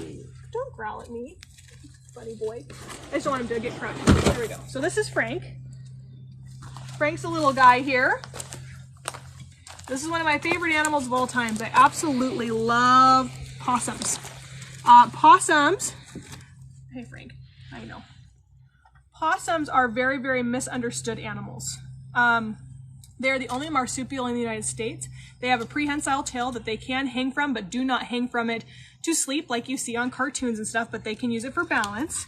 They have those opposable thumbs, so they have little thumbs just like you or I. He's gonna go back into his log. Whoop. He has over 50 sharp teeth in his mouth. And this guy can eat anything diseased and decaying and be perfectly fine. So they have one of the lowest blood temperatures for mammals. They have a special protein in their blood that allows them to handle the toxins and stuff. So they can be bit by anything venomous or anything like that and be perfectly fine. They have the least amount of rabies in all the mammal population that can catch rabies. Well, all catch rabies, but the reason for that is for that low blood temperature doesn't allow it to go up to their brain. And they're just so misunderstood. They're supposed to live 15 years scientifically, like they did the DNA sampling, all that stuff. They should be equipped to live 15 years, but they only live 1 to 2 in the wild, and they live 3 to 4 in captivity. A 4-year-old possum is like, you're getting into the hundreds with like a human. Science doesn't know why. The cool thing about possums too, being a marsupial, they give birth to about 20 babies that are about the size of rice. They climb down their tail, or up their tail into the pouch. Then once they get the pouch, there's only 13 nipples available. And so the first 13 that can latch onto those nipples will actually be the surviving marsupials. And then from there, they just start to grow inside that pouch. And once they get some fur, they start to come out and they start to latch to mommy's back. And then once they are right, you'll see the possum riding around with all the babies on it. Cutest thing you'll ever see. Wherever they fall off, that's where they start their life. So they're pretty cool. So, Amy, I'm not sure what your question is. Is that all possums or just that one specifically? it's all possums.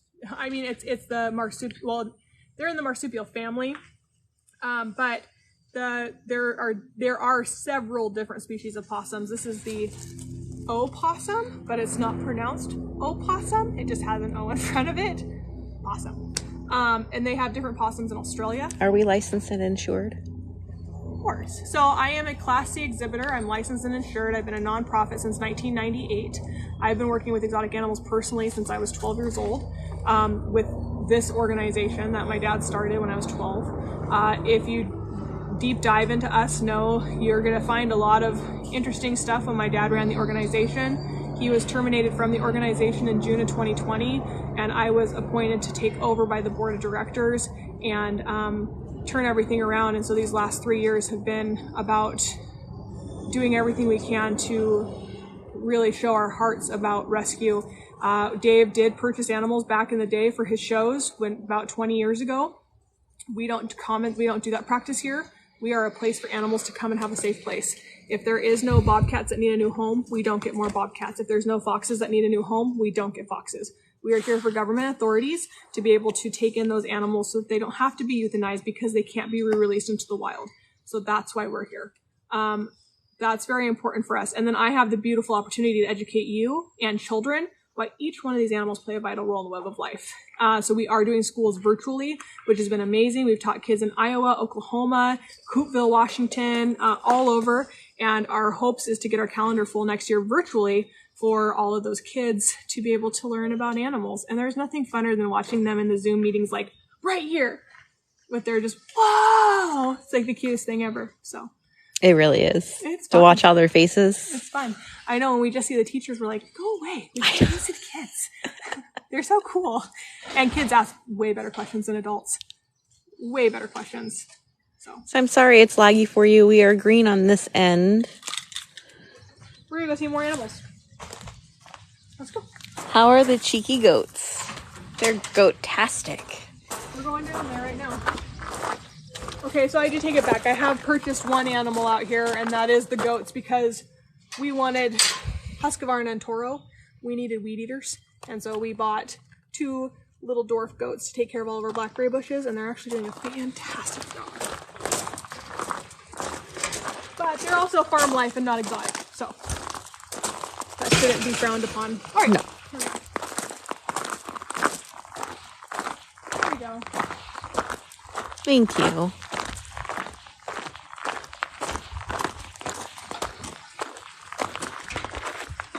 So now some of the other animals in which you would be helping us save is Max and Cocoa. Max is a 10-year-old gray wolf dog and Cocoa's 14. I can't believe it. 14 years young. I know. See how excited they are. Come in and see me, come in and see me. Hi, Nance. So funny. You're so funny. So these guys are some of our main ambassadors.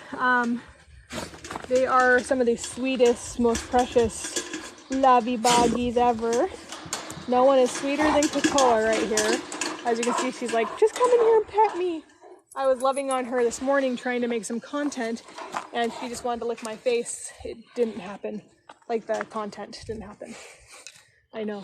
Smells like urine. Yeah, he peed in his bucket. Max likes to pee in his food bucket. That's not today's, though. Let me grab something real quick. My mom opened it when it came to her. Oh, you know what we could do today? Heather's bath bomb. We should.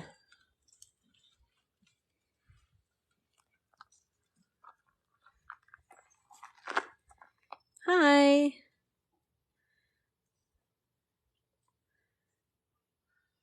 want water? I would love one. Thank you.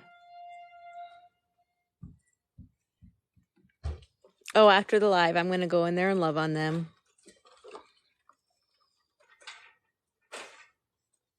That's awesome, Tracy. Hopefully one day we'll qualify for grants again. We have to get through the lawsuit first. Thank you. All right, let's go this way. And yet there's still more. All right. Yes, it was. And there she is again.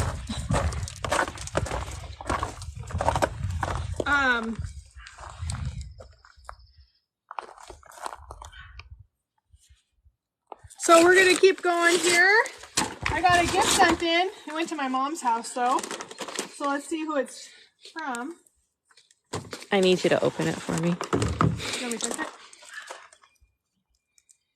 Because my hands are so much cleaner than yours. Some people are weird about it, so. We have 52 different species here. So there's no gift card in here, so I don't know who it's from. But somebody sent in. Oh, that was Rescue Rider. Rescue Rider? Mm-hmm. Thank you. From TikTok. Thank you. Sent in.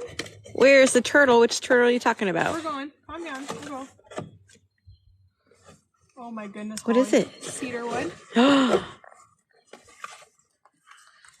That's awesome. Thank you so much. This is fantastic. Oh, and a lavender and a peppermint. Ooh. So. Oh, and they're big. Yeah.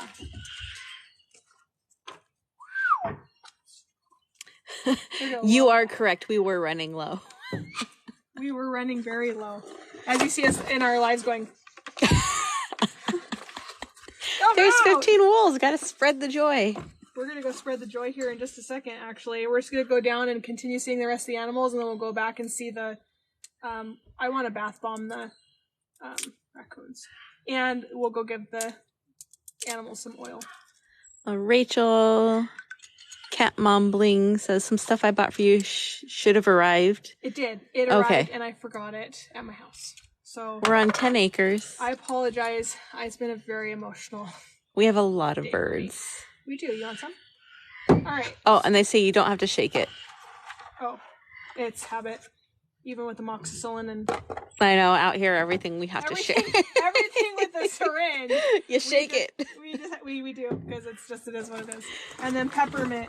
Okay, so we're going to go see who's out today. We got Cypress out, Poppy out, and a Chewy's out. Hey, Poppy. Hi, vicious, ferocious little mongrel, you. Hi. Hi. Oh, no, we don't judge for hunting. We actually love hunting. Yeah, you're part of the conservation efforts. Now, if you're a trophy hunter, you and I may have that's a difference of opinion. But if you're hunting duck or venison or elk or something that's going to feed your family, you're part of keeping that conservation, and the deer population is very, very high because we're taking out the wolves, so there is nothing, and people don't realize this, but hunters are actually one of the biggest contributors to conservation for those.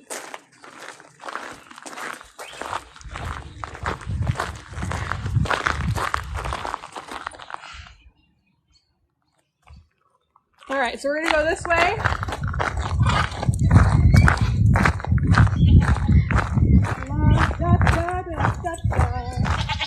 Hi, my dogs. How are you today? So this is Husqvarna and Toro. And that's Ashley's hair. That's my hair. That's getting ripped out? No. So we have these two guys here. These are our oh, I'm sorry. Disposals. So, what are you doing, Toro? We'll go this way. We're going here. We have our electric goat fence that was sent in to us, and it's fantastic. Thank you so much. Shep was just weed eating yesterday, and so we had to take everything down, and we're going to get set back up. We are most likely going to leg in here, so please be patient with us. Let me... that sometimes helps a little bit. Is my Wi-Fi's off? Yeah. Okay. So we're gonna go in here and introduce you to some sloths. Hey, Dodge. He's right here. Oh, it's like humid in here. Hey, buddy. So this is Adagio. Adagio is a two-toed sloth. He is, pretty sleepy during the day. They actually will forage more at nighttime. Now the thing with sloths, they actually will sleep about 20 hours in captivity, where in the wild they'll actually only sleep about 6 to 8. And the reason for that is due to the fact that it is hardwired into them to conserve their energy. So when he comes down, he gets a really, really good meal. He'll go and be like, how can I conserve this? And he'll just take a nap. This is Wren. Wren is a giant armadillo, which is found in South America. She's a burrowing armadillo, so she does not curl in that ball to stay safe. She actually digs to hide. They do not get along. What's that? Adagio and Rion. Mm-mm. Nope. And guess what else? Lisa. The hammock is up. The hammock is up for Kinky, and it looks like he's a little one of my favorite little friends.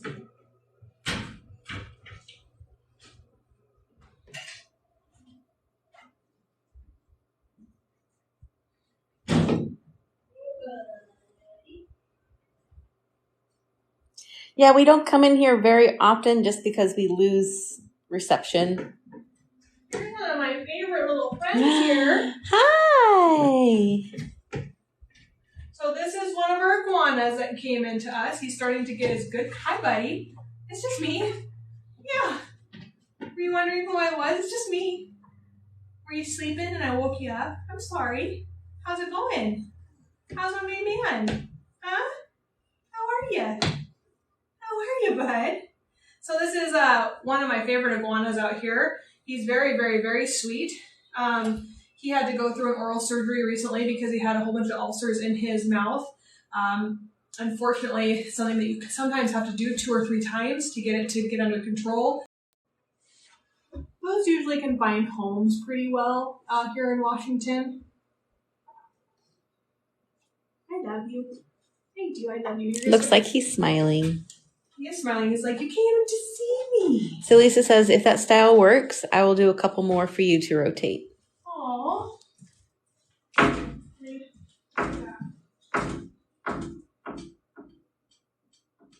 I will tell her, Rachel.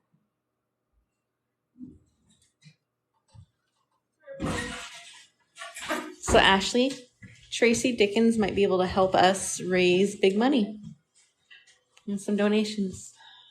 I would appreciate it. We would really. Adagio would appreciate it. Yeah, we would enjoy the help. We have about 2 weeks to raise $100,000 or more. $2 million would get us to a new property, which would be even better. But we're willing to fight. I have no problem with depositions and interrogatories and all of that stuff. I will do it as it comes, but that would be amazing. What's that? The biggest he made was a line for 1.5. We love it. That would save him. That would save all of our animals out here quite fast, because then if we were able to raise that much money, we could really fight back, and we could get moved and continue to fight if we raise that much. So yes, please email or message everyone. Get our message out there, please. We need you. We need you more than ever. We have a little bit of everything here. We have kinkajous. They're sleeping. Kinky, Lisa, is very protective of his hammock, and he kind of turns into a butthead. We actually have to undo 2 sides of it and let it hang. Or actually, we do one side and let it hang, and then do the other side later, because he's kind of smitten with it to a point of aggression. But that's okay. He's happy. It's all that matters. It's all that matters. He's very comfortable, and you can see this style is working fantastic. It's great. It's absolutely great. So we're very honored to have you guys in our corner and continually being able to support us and donate. So let's go give the wolf some oil. We're going to keep this going. It's 12:58 already. Yes, it is. Can you believe that? You told me to remind you that you had to do 2 things, and I don't remember what they were, just so you know. Well, now I have to add a third, propane. Okay, let's keep going. We gotta raise the money, so that's why Holly and I are live and skipping our lunches and drinking water and we gotta raise the money. I'm gonna probably be on here for the next 2 weeks just begging for money because I need What help. would it cost for you to be sold? So we're not an owner. We're a nonprofit. No one owns a nonprofit. To be sold. To be a sole owner, be the only owner. Sole proprietorship. So let's tell you why that's not good for animal world. There are people who do have LLCs like Tiger King and things like that. When you become an LLC, you do that's you saying that you're in it for the money. I'm not in it for the money. I'm in it for the animals. So to run it as a nonprofit and to create a mission and stick to that mission, to be able to run as a 501c3, that also allows people to donate to the organization. When you're an LLC and you have an LLC set up with a nonprofit, that becomes pretty sketchy in my opinion. And it's kind of illegal depending on how you do it. So we don't want to be an LLC. We want to be a nonprofit. We want people to know that we're doing this because we love what we do. And we're not going to be breeding animals and euthanizing the adults because the babies bring more value. That does not happen here. So, I would question any animal thing that is an LLC. For me personally, I had one gentleman call me and say, "Hey, I'll take all of your wolves. They're intact, right?" And I said, "Yeah, they're intact." "Well, I have 92 wolves over here." And I went, "Have a good day." Done. Not doing it. And then I had another fox breeder that contacted me that heavily breeds foxes but wanted to get into breeding wolves, so wanted our wolves to breed. No. Ryland's calling you.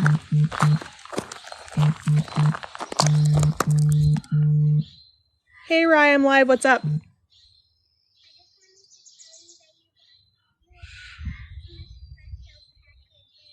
Thank you, Rylan. I appreciate that. Okay, thank you. All right, love you. Bye. So my daughter doesn't know me at all. She was just calling to let me know that I got my Nespresso packages today. Hallelujah. I've been having to do like 3 shots of espresso and I think a half cap. Any donations help. $5 and are very, very much appreciated. So let's go give the wolves. We're gonna give the wolves some of these. See which one they like better. And then we're going to give the bath bombs that Heather sent in to raccoons. Let's go. So this is the kind of the fun stuff that we do get to do. I really enjoy seeing animals react to things. And to be able to see like what they like and what they don't like. And we've had a lot of lives that have had a lot of fails on them with bubble machines, but there is bacon bubbles coming, which I may try. So we do school or kids education. They don't come out here. We actually do them via Zoom. And the reason we do that is because the reality is, guys, is kids stress animals out. Now, unless we're doing like a Make-A-Wish Foundation, when we were open and able to do Make-A-Wish Foundations, note that the county, when I called for a temporary permit to do 2 Make-A-Wish Foundations, they told me that if I did that, I'd have an immediate injunction and be kicked off my property. So that didn't happen. But I did do a Make-A-Wish Foundation, which actually started our Make-A-Wish Foundations, called Addie Allies, because Addie was the first Make-A-Wish that we did, and she is not the last that we want to do.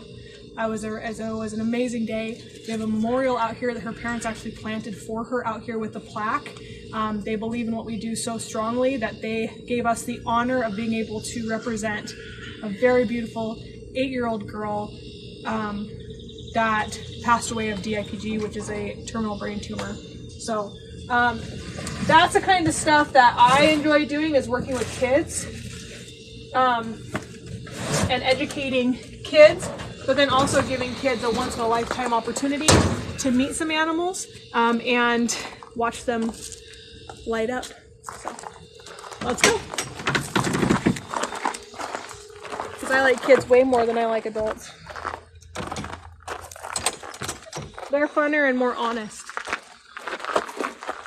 I have met some pretty honest adults. I do have some honest adults in my life, whom I appreciate. We will swing by and see her tree because it is gorgeous right now. Yeah, we'll go there. We'll go there right now before we go to the wolves.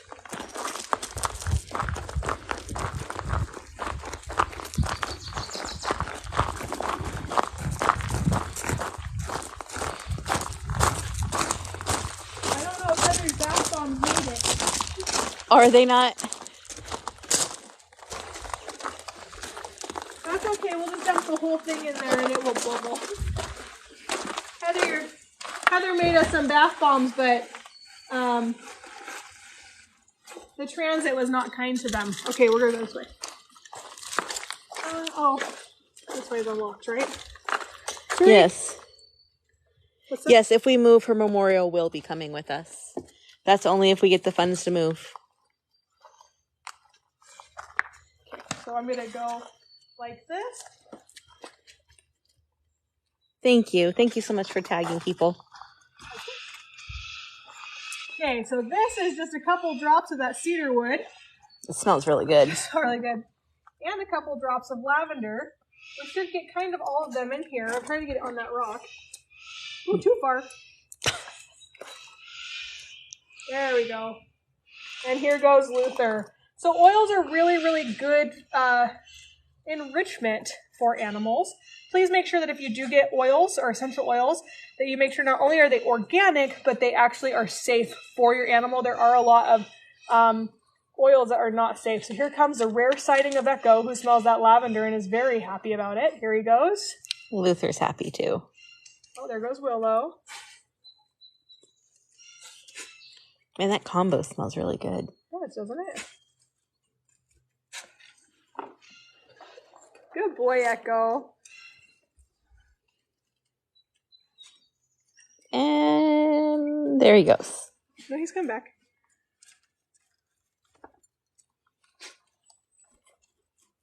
Not on you guys. How does your compound smell so good? Well, we have amazing followers that send in oil.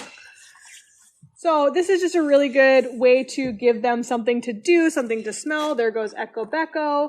He is going to rub on that rock with that lavender, and that makes him very happy. So a happy Echo is happy life for us, because Echo is a special. Oh, is Frogtown back, guys? He shouldn't be, because I blocked him last night. Oh, did you? I did. I went on and I was looking for somebody, and I saw him and I was like, I just don't have time to deal with his drama this weekend, so I'm just going to block him. So Heather, if he comes on his accounts, just block him. I don't have time for his BS. Ready? Next one? Ready. Where you can actually see? Yes, I can't see the screen. Okay. So we're going to take a detour right here to Addie's memorial. This is a tree that her family picked out for her. It's a Magnolia. It's a magnolia. It has beautiful yellow flowers when it blooms. It gets the best nitrogen ever from the alligator water. That it does. So this is Addie. Addie was a 9-year-old girl with a deep love for dogs. She wanted to be a veterinarian who painted her patients.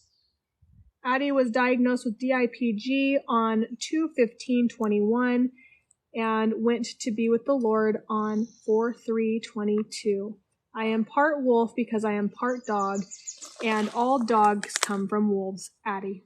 And this is her, and this is actually Blue and Laszlo in the background. She got to make the wolves howl whenever she wanted to. We got fair warning that Addie was actually not going to be very active because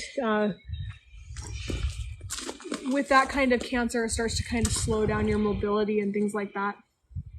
And Addie got here, and she got out of the car, and it was like nothing was wrong.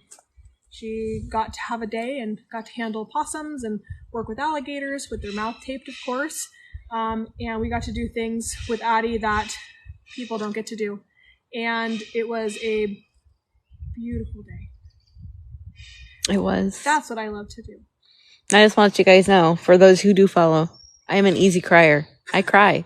But I held it together to the very end until her dad handed me the bracelet. And I couldn't hold it anymore. I was fine all day. I was fine all day because you just have, in that moment you have to be, right?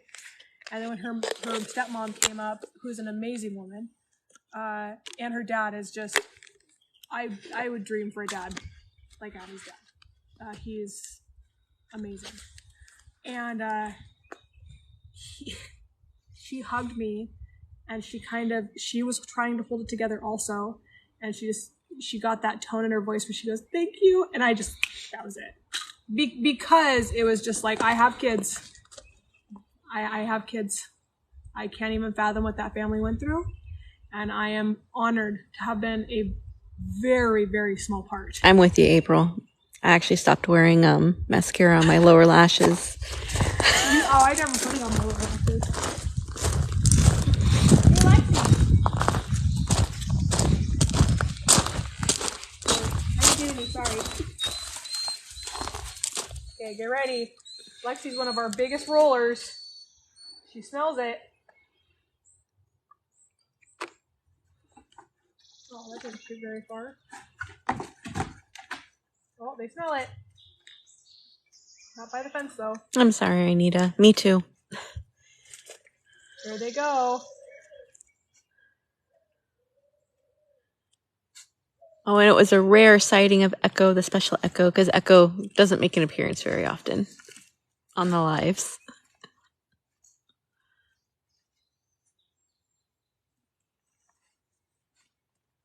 You know, one of my favorite photos of Lexi is when we were doing the painting with her and she rolled in that paint. So, did I say beautiful? You said beautiful. Oh, did I? Your brain's slurring, but not your words. You're good. Okay, that's good. That's good. They are rolling in the essential oils. So she's taking the... No, it's too close. So Heather, I'm a stress eater. I'm there with you. I am a stress starver. Is that a thing? I wish I was that way.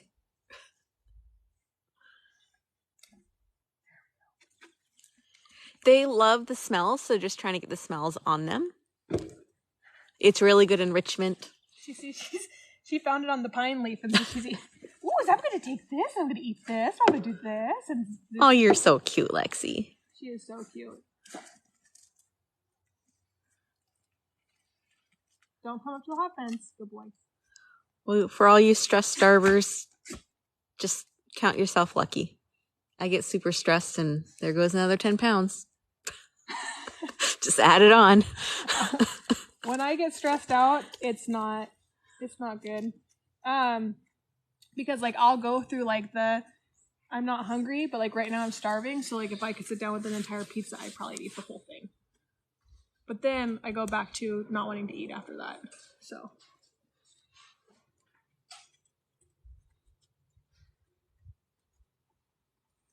Oh, it's Salvador. Oh, you found it! It hit the platform. So this is just them. Those droppers got some good, like... Only the cedar wood. Oh, really? Yep, or the lavender. Well, one of them does. One of them has some really good range. One of them does, yeah. I think it's the lavender. Oh, yes, eating once a week like gators, I'd already be at that summer body. It's the lavender. It's a lavender? Yeah. I do love food. Like, don't get me wrong, I love food. And, like, my whole world is being opened up to foods that I've never knew even existed. You know, it's the first gyro I ever had. Really? Yeah. There's a new gyro place here, and we went and got some gyros, which actually sounds very good right now. It does sound really good. And we went and got some gyros, and, like, I tell you what, he was, well, first of all, one of the sweetest men you'll ever meet, but he makes really good food. Really good. Okay, let's go try Heather's stuff. These are lips. Well, good luck on your life, Tracy. $100,000. We don't have to use the nice animals. It's not much. Not much. But it's where we're at. It's where we're at. So. Oh, it smells so good walking around here. Now it does. We're going to go put this in Holly's cabinet so she has them. And we're going to go try Hi. Oh, I didn't know they had a Euro kit at Costco. I love their street taco kit. I'll have to try it. Taco kit is pretty good. Oh, I squirrel got out. Our squirrel got out? Yeah, I got out. That's all you need is Rylan here.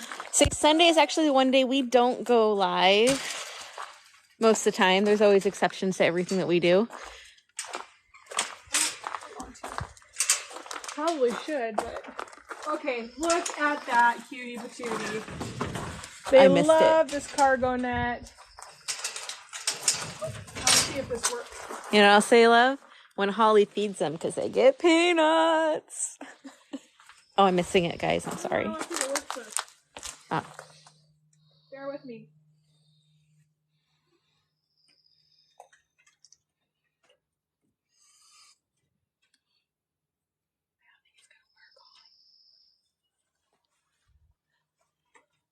Oh.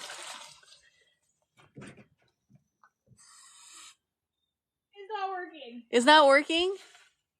No, but they can go put the baking soda in there. She made these natural, no bad stuff for raccoon bath bombs, but it's not bubbling. But they may play with it. It's not going to hurt them, so they can go. We usually go live Monday through Saturday. Yes. Every single day. And we always try to tell you guys what time we're going live, but things happen. A lot of things happen. This is Percy. She's a butt.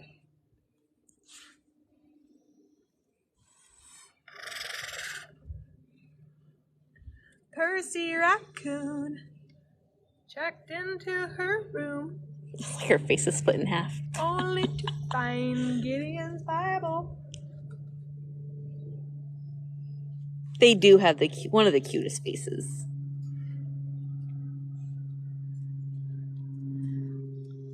Pam says to swish it with your hand. Do you know that?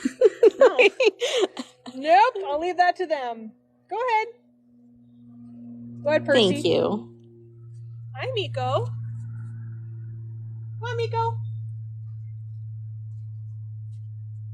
Percy wants to go down there, but she's so confused. Come on. We love all you do for us and especially what you do for the animals. Oh, weird. Hey, your squirrel came back. Can you? So it's not hard to get their squirrels back in the enclosure.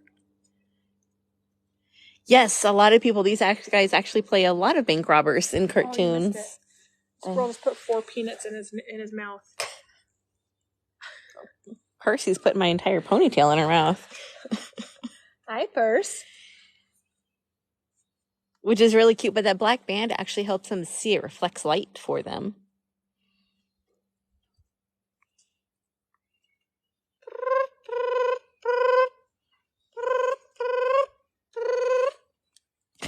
You can't have the phone.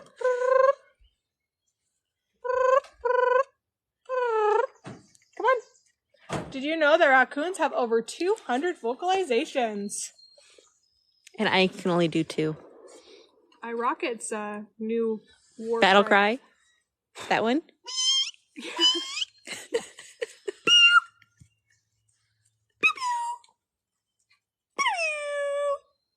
guys are so cute. Thank you, Paula. Thank you, April. We love you. We love you. We love you. We love you, little cool. These guys like phones just as much as Squeakers does. I mean, they're related, so maybe that's why. But they aren't destructive. Well, I guess they've never actually taken my phone from me to be destructive. Is it your turn to come smell my hand? Thank you. I do work on my goat calls daily. I smell.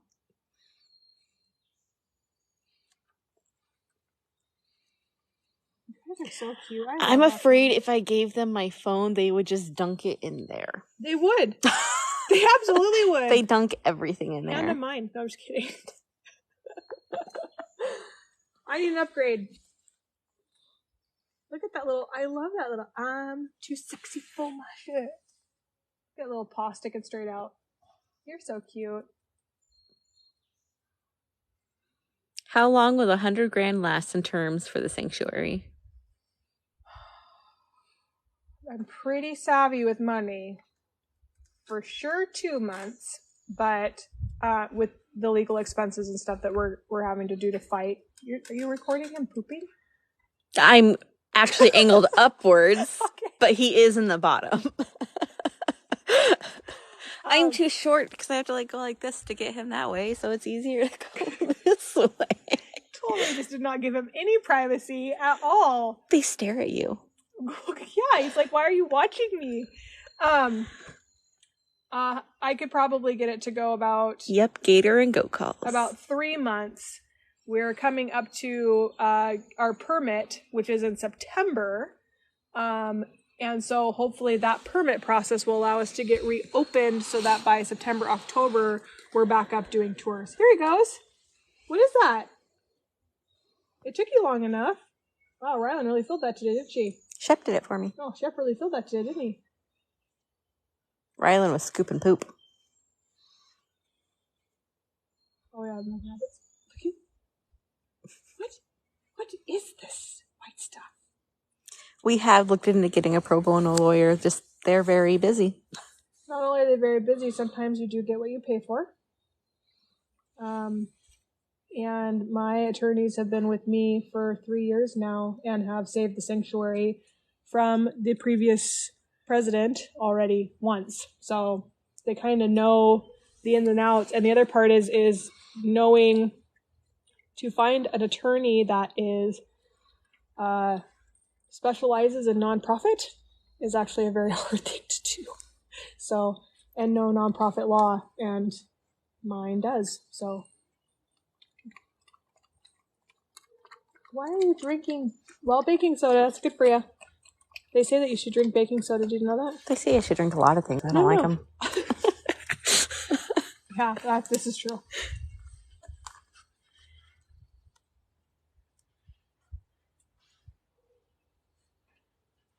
There you go. So that stuff in their trough is what's the remains of a bath bomb. Totally safe for them. Not a bath bomb from the store. It's actually made from one of our followers and whom we trust a lot because they've just been so kind and generous and followed us, and we've created a relationship with them. But she sent those in, so they're actually kind of having fun with it. It's like snow. I will do my goat call later on. Just do it. I guess I could do it right Just now. do it. You can't see it. See how Percy reacts.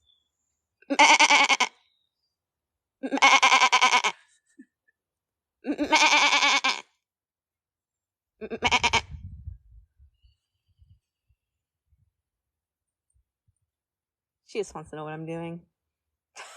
She doesn't care. I don't care what's happening. Right, So when it Bert? starts getting warmer out, you start seeing our raccoons in some provocative poses.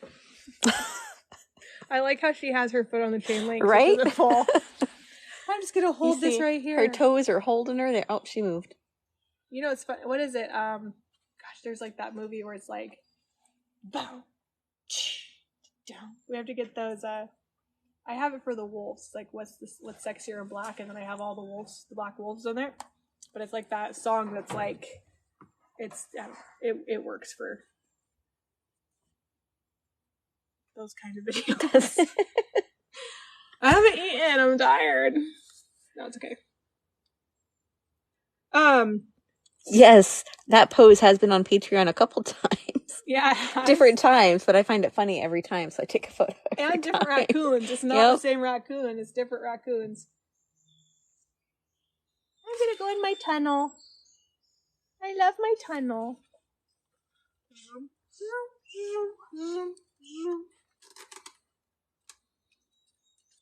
We actually did have a calendar at the beginning of the year, but we sold out. An Only Raccoons page. Percy.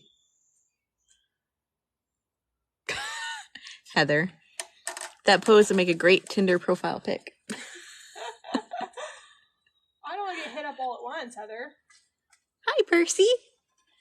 Now she's going to come down and start growling at me. Rawr.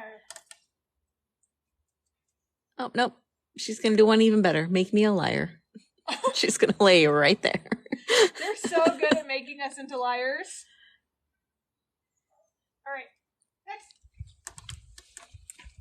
Gotta keep it going. Keep it going. Look at all those peanuts that they got from Holly today. I get a lot of peanuts too. It makes them happy. It does. And it's not all the time. It's once in a while. Yeah.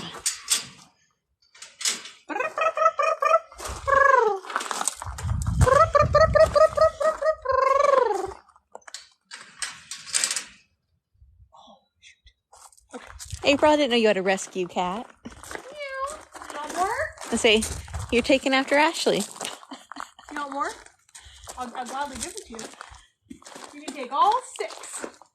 They're all Black Panthers. Oh, I have video of Cargo this morning. Do you? I do. Coming out and eating his tray. And then he saw me, so he's like running back and forth. Did Odie do anything? I had Odie put away. I was wondering if you actually got to see the interaction at all. No, I didn't. Oh. So, anyway. It's 1:25. How do all the animals get cool when it's really hot? I'll show you. First of all, a lot of these guys, like Cougars, doesn't need to get cool. We actually have to keep him warm because we live up in Washington. So he has a heated box up there, which is what he's actually sleeping in right now.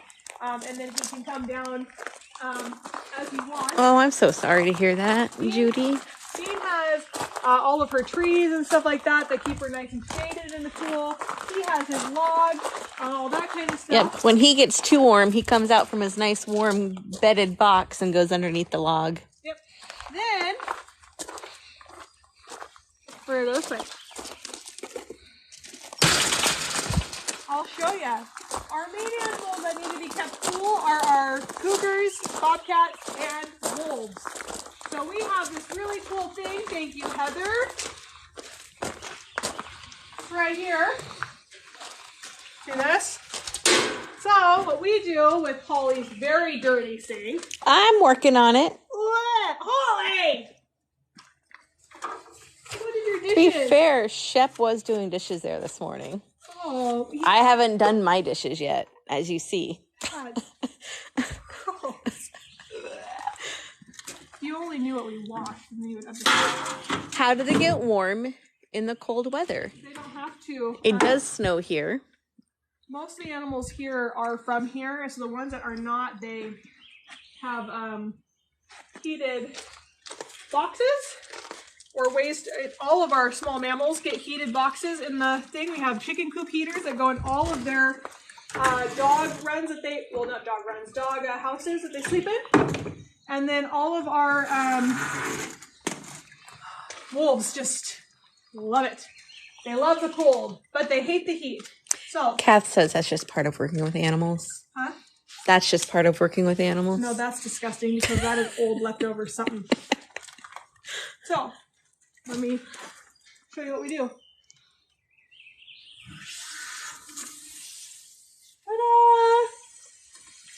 The I don't know. beauty of You guys the can misters. see the misters. There we go. And what I've noticed is that boy right there, Luther, is pretty funny because he likes the misters. But when it gets too cold, he'll like lay with his head half in the sun and his butt half in the misters. So he's just a little halfway in between warm and cold. And here is what our wolves have gotten today. You can see they have some carnivore powder on it. These are the 2 wolves that we still have to feed, Darby and Argentina, Max and Cocoa. They don't eat until the evening or when we put them away in their other night runs. But they have beef and steak and pork and a whole bunch of good meat with some carnivore powder. What is carnivore powder? Carnivore powder is actually for the elderly. It has glucosamine in it. It has a whole bunch of stuff. Holly keeps it in her little shaker. Thank you, Ashley, for that. You're welcome. Then, this is a full prey supplement that they get. It is for senior supplement, and it helps them with just adding some glucosamine and stuff into their diet so that their joints and stuff are a little bit more lubricated. And then we also have No, we don't think we should be forced to move either, but we're not being forced to move. That's just the easiest solution to not be harassed for the next few years if we're still here. The reality is if we were open to Airbnb, we would be able to fight without blinking. Any litigation costs that come in, we'd be able to go have at it, enjoy. But I feel like it's pretty good timing for us to have somebody apply for a permit in January, have his permit by March, have the county come and require a permit from me in February, be shut down with my permits for 17 months, going on 17 months, and a lawsuit come in July, or June. So it all just like is a weird, you take it how you want to take it, I take it how I want to take it. This is also coming our way. This is CBD oil. We use this for our elderly animals that suffer with severe arthritis. We are getting a refill from the gentleman on Saturday. Hallelujah. This has tremendously helped out our animals. It is specially made for our animals, for heavier animals. Here comes Bertha to enjoy the steam or the mint. Where were you at? Back on the mats? Probably. When Pico was down here, I blocked it so he couldn't go back. Oh, Pico, man. Oh, thank you for the corgi. Oh, corgi butt. Now, here's some exciting news. Guess what?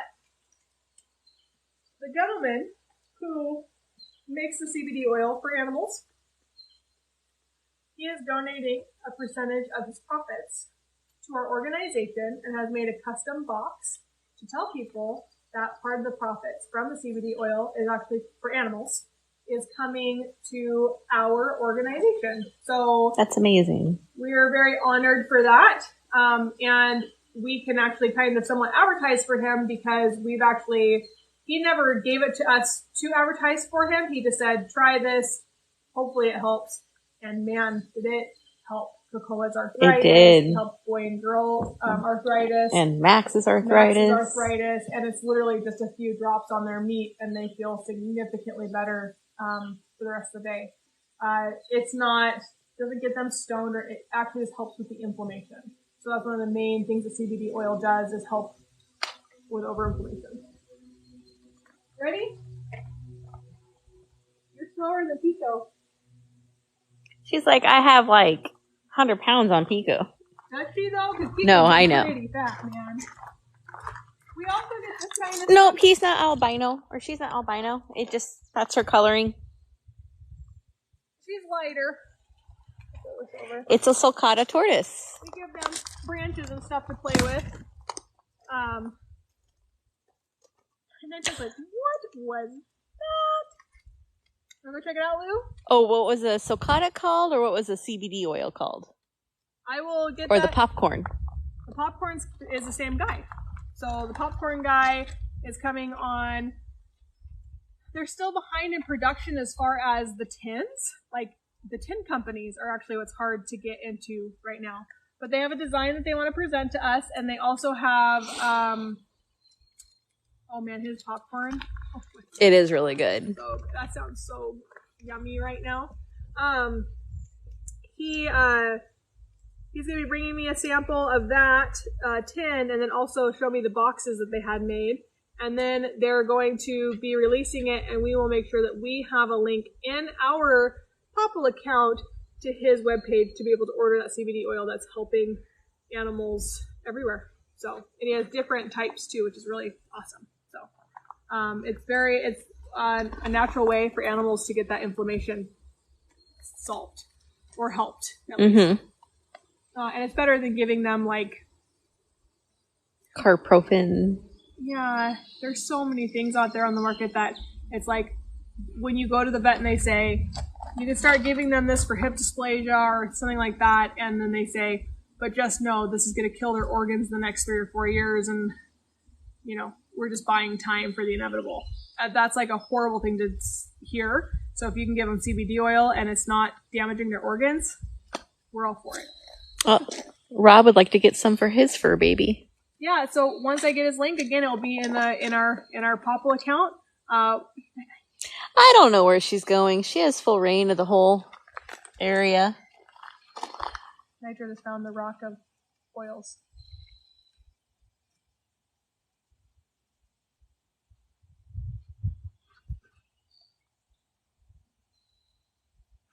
Calvin's over there snoozing.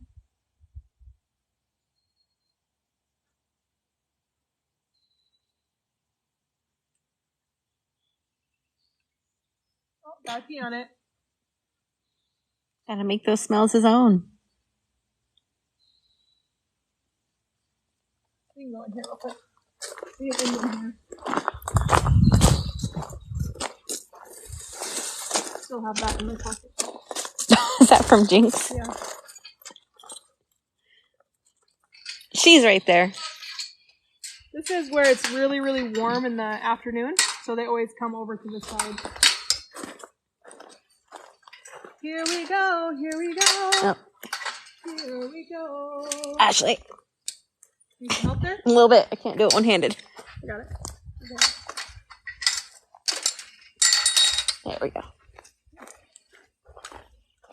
Yep, she has full range of this entire area. Hi, Will Pill. Hi, honey bunnies.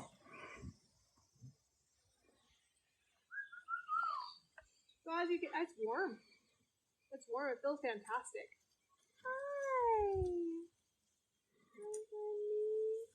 No, when we had the CBD oil, I actually kind of stopped doing the carnivore powder, but we've been out of CBD oil.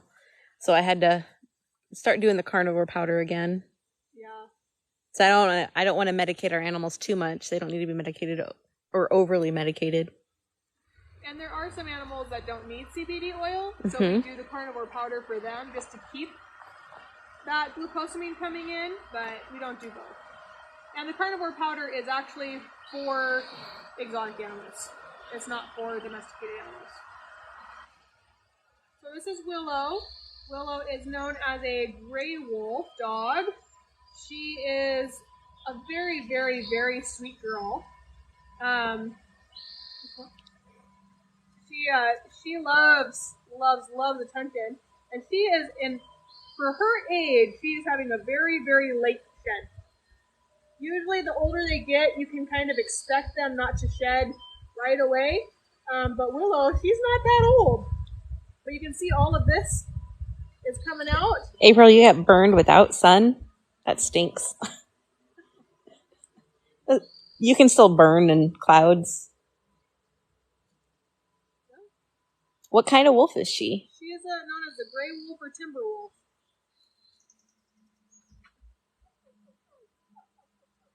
So then you have Calvin, who is also a gray wolf. He's going in the shade, but he's smart. Calvin loves to sleep in the sun, so not only do him and I both love coffee, we both love to lay in the sun. I don't like hot sun, but this sun's actually very nice. It's not too hot. Yeah, it is enough to make my farmer's tan come back. Oh, my farmer's tan's intense right now. Can only imagine. And I think the only reason mine isn't intense is because of my with Hawaii? Yeah. They want to know if she is spayed. No.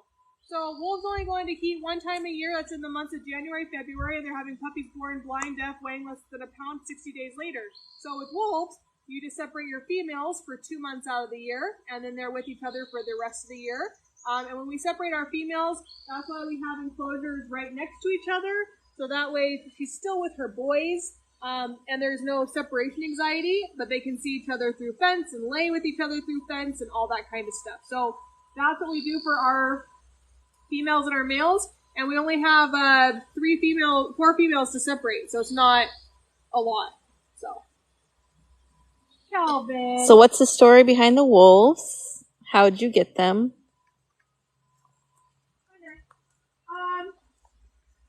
So we are involved in what's called wolf conservation. We do wildlife education conservation sanctuary. So we have wolves that our original 8 wolves came from all over the United States. They came from zoos in Florida, sanctuaries in Colorado, and then that started our line. Due to the content, we were able to keep that line going so that we were able to be involved in conservation efforts to get wolves back out of nature. So the wolves have always been a heavily focused conservation effort. Now, if we were to get a bigger piece of property and get the funding and all that kind of stuff, we would absolutely love to be able to rescue wolves also. But right now it's just strictly on the conservation side. Then all the other animals that you met out here, those are all our rescue side that came in from government authorities and things like that. So Calvin, he is a 5-year-old gray wolf, right? 5. Yeah. Because that girl right there, the one 6. who left us to go into the shade, is 6. I can't. Hi, honey bunnies. This year, usually I'm always like a year ahead, so I start calling them a year early, like a few months early. I've noticed that. I can't get it. I cannot get it. It's like I'm stuck in that, like, I don't want you to get older stage. I don't. These are my puppies. I know, they're babes. Look at that big. Can you stand up and show them how beautiful you are? And how, can I pluck you, please? So this is Calvin. He's side-eyeing. What are those cameras doing? Oh, found it. There's that essential oils. They have very, very good scent. So we also have the opportunity to educate kids why each animal plays a vital role in the web of life. And wolves are one of our biggest ones that we discuss. Hi, Lou. Look at that tail go.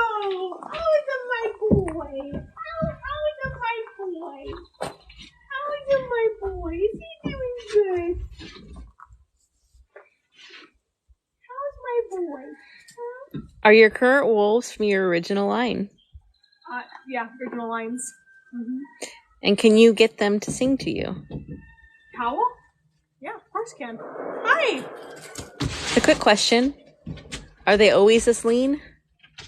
Oh, no, so they look, well, yes. They just look much leaner when they lose all their coat in the summertime. But when they get that winter coat on, they look about 40 pounds heavier. It's no joke. When they start to lose that coat, they look nice and slender.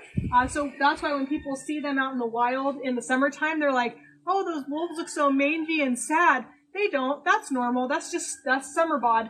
So they get summer bod. I wish I could do that. I know, right? Yeah.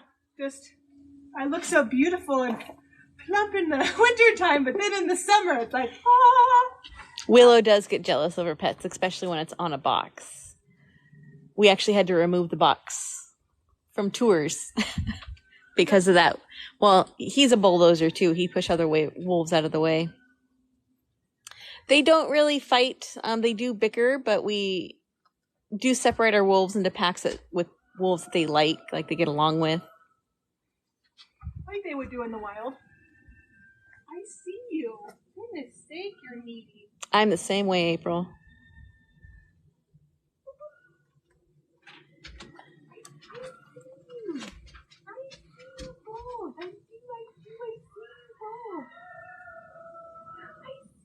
Now, those are not our chickens, by the way. Those are our neighbors. You want to come down? Go ahead. You come down. We don't have chickens. So, Lubu looks like his daddy Razzle Dazzle. Hi, baby. She did. We'll make him howl a little bit later.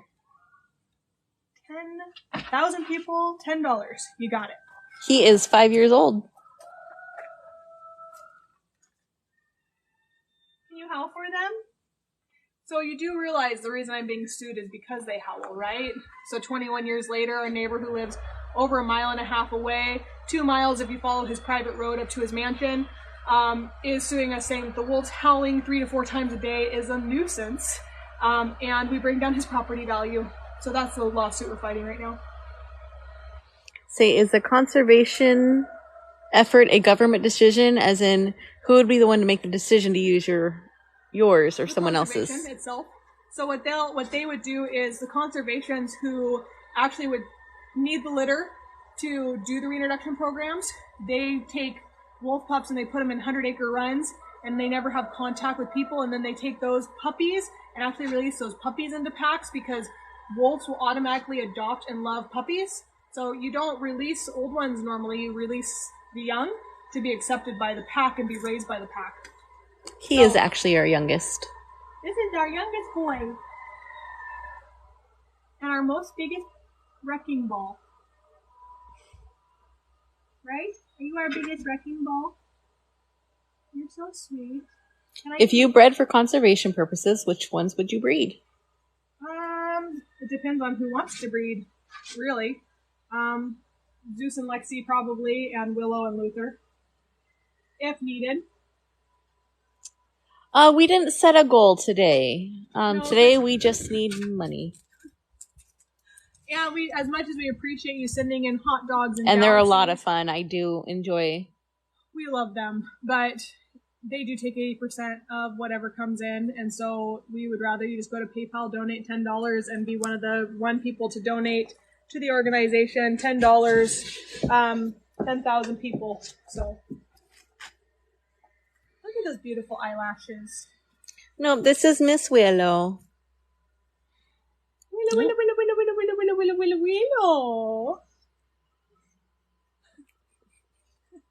I love when she does You that got a with her little tongue. sleepy eye. You're so sweet, baby.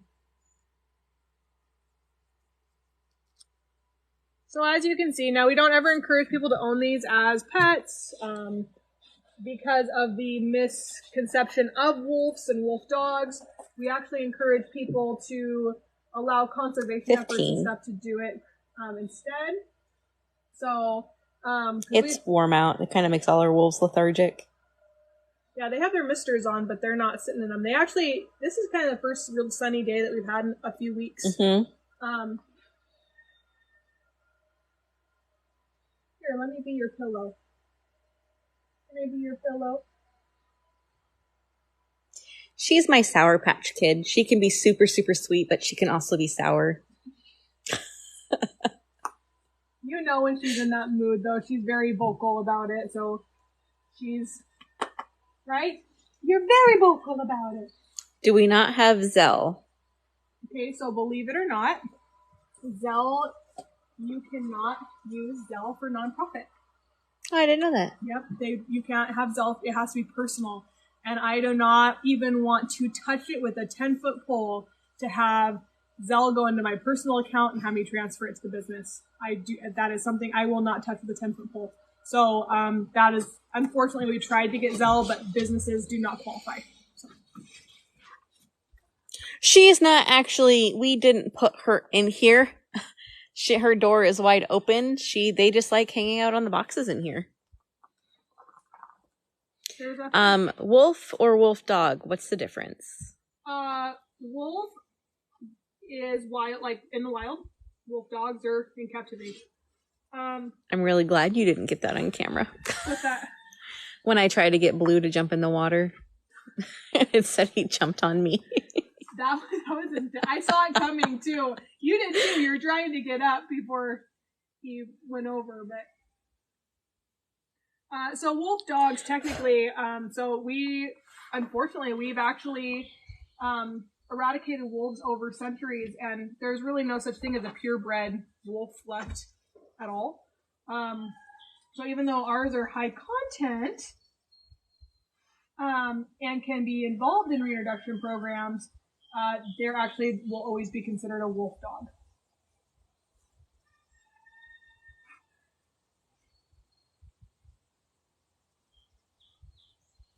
So, but I can tell you, they're very quick to tell you that they are a wolf dog. So, and what I mean by that is it is a respect. There is no, I'm the alpha over you. There's no such thing as alpha. It's not real. It's a made-up concept. And the gentleman who wrote the concept has been trying to get alpha concept taken down since 1968. But we just clung so heavily to that alpha concept because we like to be superior and work our way to the top. And it's just not real. Wolves do not start from the bottom and work their way to the top. You have a breeding pair who's your mom and dad. They have babies. Those babies have mutual respect for mom and dad. And bam, you have a pack. And then, yep, you have kids, you got a pack. Believe it or not, wolves are actually more ran off of a family dynamic than anything. So GoFundMe does take a bigger portion than some of the other platforms that we have. So if you do want to get the most out of your money by donating to us, PayPal is it. PayPal, Cash App, and Venmo are the best ways to donate to the organization, and they are all directly linked, as you can see, to the business account, so they go in there. But PayPal, you can see that we're an actual verified charity with PayPal. I have you. I'm trying to save your home. They're trying to save your home. We're doing everything you can. Yeah, everything we can. You gotta look cuter. Can you look cuter? No? No, you can't look cuter. No? Thank you for donating. So, we really are doing everything that we can, but just, you know, time is not on our side right now. We've been hanging on for a lot longer than I can tell you that they ever thought we would. And that's thanks to you guys. So, but we need help. It is a lot cooler in here. I'm actually very surprised. It is a lot cooler. I didn't think it would be this much cooler in here. You know, that nice breeze comes right through here. That's why they're in here all the time. Yeah. This box is nice and kapowie. As you can see. That's not us. That's the rock quarry. So you can see that they're not bothered by any big booms. Oh, Paula's trying to buy tickets, but they aren't going through. Keep saying there's an error message. I don't know why it's happening. Hi, Phil. I would just try again later or try from a different browser. It might be if you opened it through TikTok, then it might be that. So try opening it in an outside browser and doing that. Out of all our wolves, this girl loves her entire face to be scratched. So does Arginine. Argy Pargy's the same way. Cowbell, can I pluck you, please? Hi, Cowbell. Hi, buddy.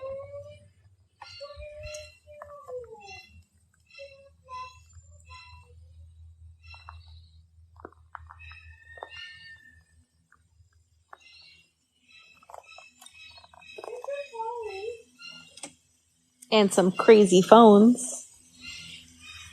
And Luther is demonstrating what they do when they are hot. They'll dig down and kind of make a pit. And they don't plug down in very often. Don't do that. Arginine is such a sweet girl. She is sweet. So this is the crater that they created. Luther. So this is going to be a super inappropriate comment, and I know it's inappropriate, but I used to call it the Luther's butthole because he used to stick his butt in there, but now it's too big. It was a tiny little thing, like he would fit in. You know, that is a good question. Why doesn't the neighbor sue the quarry for blasting? What's that? Why doesn't the newer sue the quarry for blasting? Or the refinery for or the refinery for the setting alarms off, or for our neighbors who ride their quads constantly and are way louder and create a dust cloud worse than we ever could, or the neighbors that have their they're barking dogs who actually dug into one of our enclosures and we got in trouble for it. Or yeah, I don't know. Probably because according to the lawsuit, the wolves howling, living and being next to a sanctuary, in his opinion, brings down the property values. The funny thing is one of the other neighbors that is over 600 feet away from our property line, he's on the lawsuit, but he only moved into this area, let's say, 5 or 6 years ago. So he moved here knowing we were here, and he paid full price. So I don't think that it brings down the property values. We actually quite the opposite with our petition. People say that they would pay more to live here next to where wolves howl. And I was in the vet yesterday and I was talking and she goes, "You look really familiar." And so we started talking and she goes, "Oh, I offered you that cage, but you said it was too big to take down." And it was huge. Everything was concreted in. It would have been way too big of a project. I said, "Oh yeah, I remember that." And then the other guy said, "Hey, I just live actually right above you and I love listening to the wolves." And I went, "Thank you. Like, he's like, it's not that often. And I'm like, no. Yeah, it's not. It's not. We've been live this whole time. We made them howl. Mm-hmm. So, it just is what it is. I can see if I can start a howl. These guys probably won't start, but Blue and Lazo will.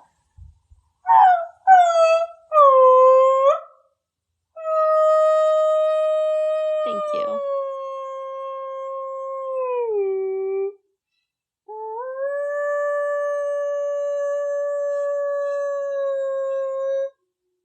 There's Arginine and Darby. They howled at me first.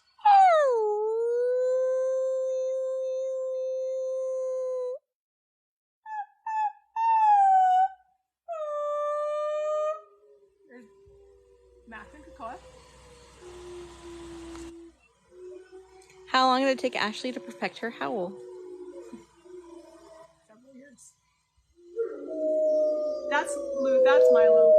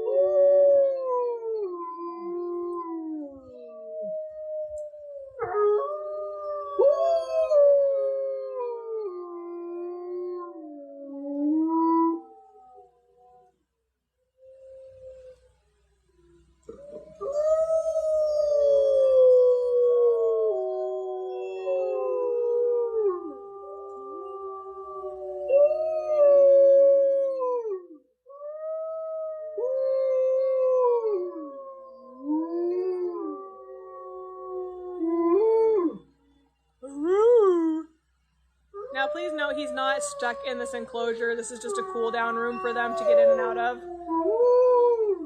If I were to walk in there with his phone, he'd run out of here so fast. Why do they howl? Howl is strictly for communication purposes. They're just saying, so in Zootopia, when you're like, don't start a howl, that's a real thing. So like, it could be a siren goes off, it could be another dog howling, and what they're saying is they're actually just kind of essentially doing a roll call. So when wolves howl in nature, they actually, believe it or not, a pack will come in, they'll howl before entering their territory, and if they get a howl back, they actually will go around that howl to respect territory. So wolves are very, very respectful of each other. And when they start to argue and fight, they leave during breeding season and start their own pack. So, And if you do find that sound very soothing, please watch our YouTube. We have an 8-hour loop of howling of our wolves. and also, go sign our petition. Yes, please go sign that petition. That just says, you're nuts. No, it just says that the wolves howling, you would actually enjoy hearing the wolves howling and things like that. So if you could do that, we'd appreciate it.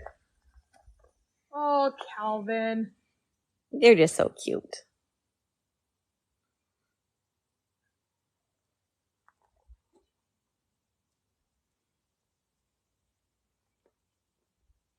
Oh, that's awesome. They have our loop saved. Do you? Thank you. We're getting up there on hours. We gotta to be able to get YouTube monetizing and things like that. We have to get quite a bit more. I think you have to have 10 million views to get of all your videos to be able to get stuff monetized. So it's a big process. You know, like if Mr. Beast, if you ever want to come out here, since it's a business thing, you can actually come out here, and we can, you know, you don't even have to donate. Just as long as you come out here and just see what we do and then maybe believe in what we do, just say, hey, I went here. That's all we need. That would be great. That's all we need. $10 and your 80 million followers will be good. I mean, if you can sell out of socks in 10 minutes, I think that you can. How do the other animals react to howling? They don't care. They could care less. They're used to it. Even new animals that come in, it doesn't ever tend to really bother them because we always give them a safe place to go. So like none of our animals are always having to be exposed out in the wild to be on. When we did our tours, if our animals didn't come out during the tour, we never forced them out. So they get to be them. If they're out, they're out. If they're not, they're not. And you can go back and read our reviews, and people in their reviews say that. They didn't force their animals to do anything that they don't want to do. They had high respect for them. They love the animals. They take care of the animals. It's a great place for animals to be. It was clean. It was, that's our reviews. We take a lot of pride in that because these animals are very important to us. So, and they deserve to live. So if you want to kind of see what's going on, I did go live first thing on Facebook this morning with TikTok. We will be posting some clips of those videos to TikTok and Facebook and Instagram over the next couple of days. But it is what's going on. It is where we're at. It is the fact that we're at flight or fight, and he's making a new bow.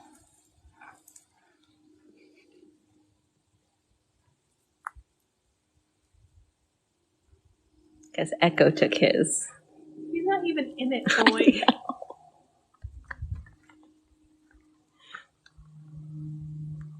So they dig down that to get to the cooler soil. So that's what Luther's doing. And Luther really loves being in the misters. It's like one of his favorite places to be. And Echo, he's an old soul, so he just kind of... Dan says we have to stay open for 2 reasons. The animals, and he wants to come out and see us when we're open. I would love that. Is there a chain under there? How far can they dig? There's dig outs all around the outside of it that comes in. We do encourage our animals to dig because that keeps their toenails down. Wolves rarely dig at fence line to get out. That's not wolfy, to be quite honest. So what they'll do is they actually will find if you have a tree root system, they'll find that tree root system and they'll dig into that tree root system because that's how they can make a sufficient den, right? So here you can see this is where they're digging because it's where they feel that the tree roots should be, and they can den there. But other than digging down that low to be able to get a nice cool place, they're not diggers. So, and that is how they keep their toenails nice and trimmed for us. Yep. How do they do with the fireworks on the 4th? They don't care. We're next to a rock quarry, so it blasts all the time. We're next to a refinery. There's always noises. Our neighbor is a hunter, and he randomly shoots his guns all the time. We have kids over here who shoot their guns all the time.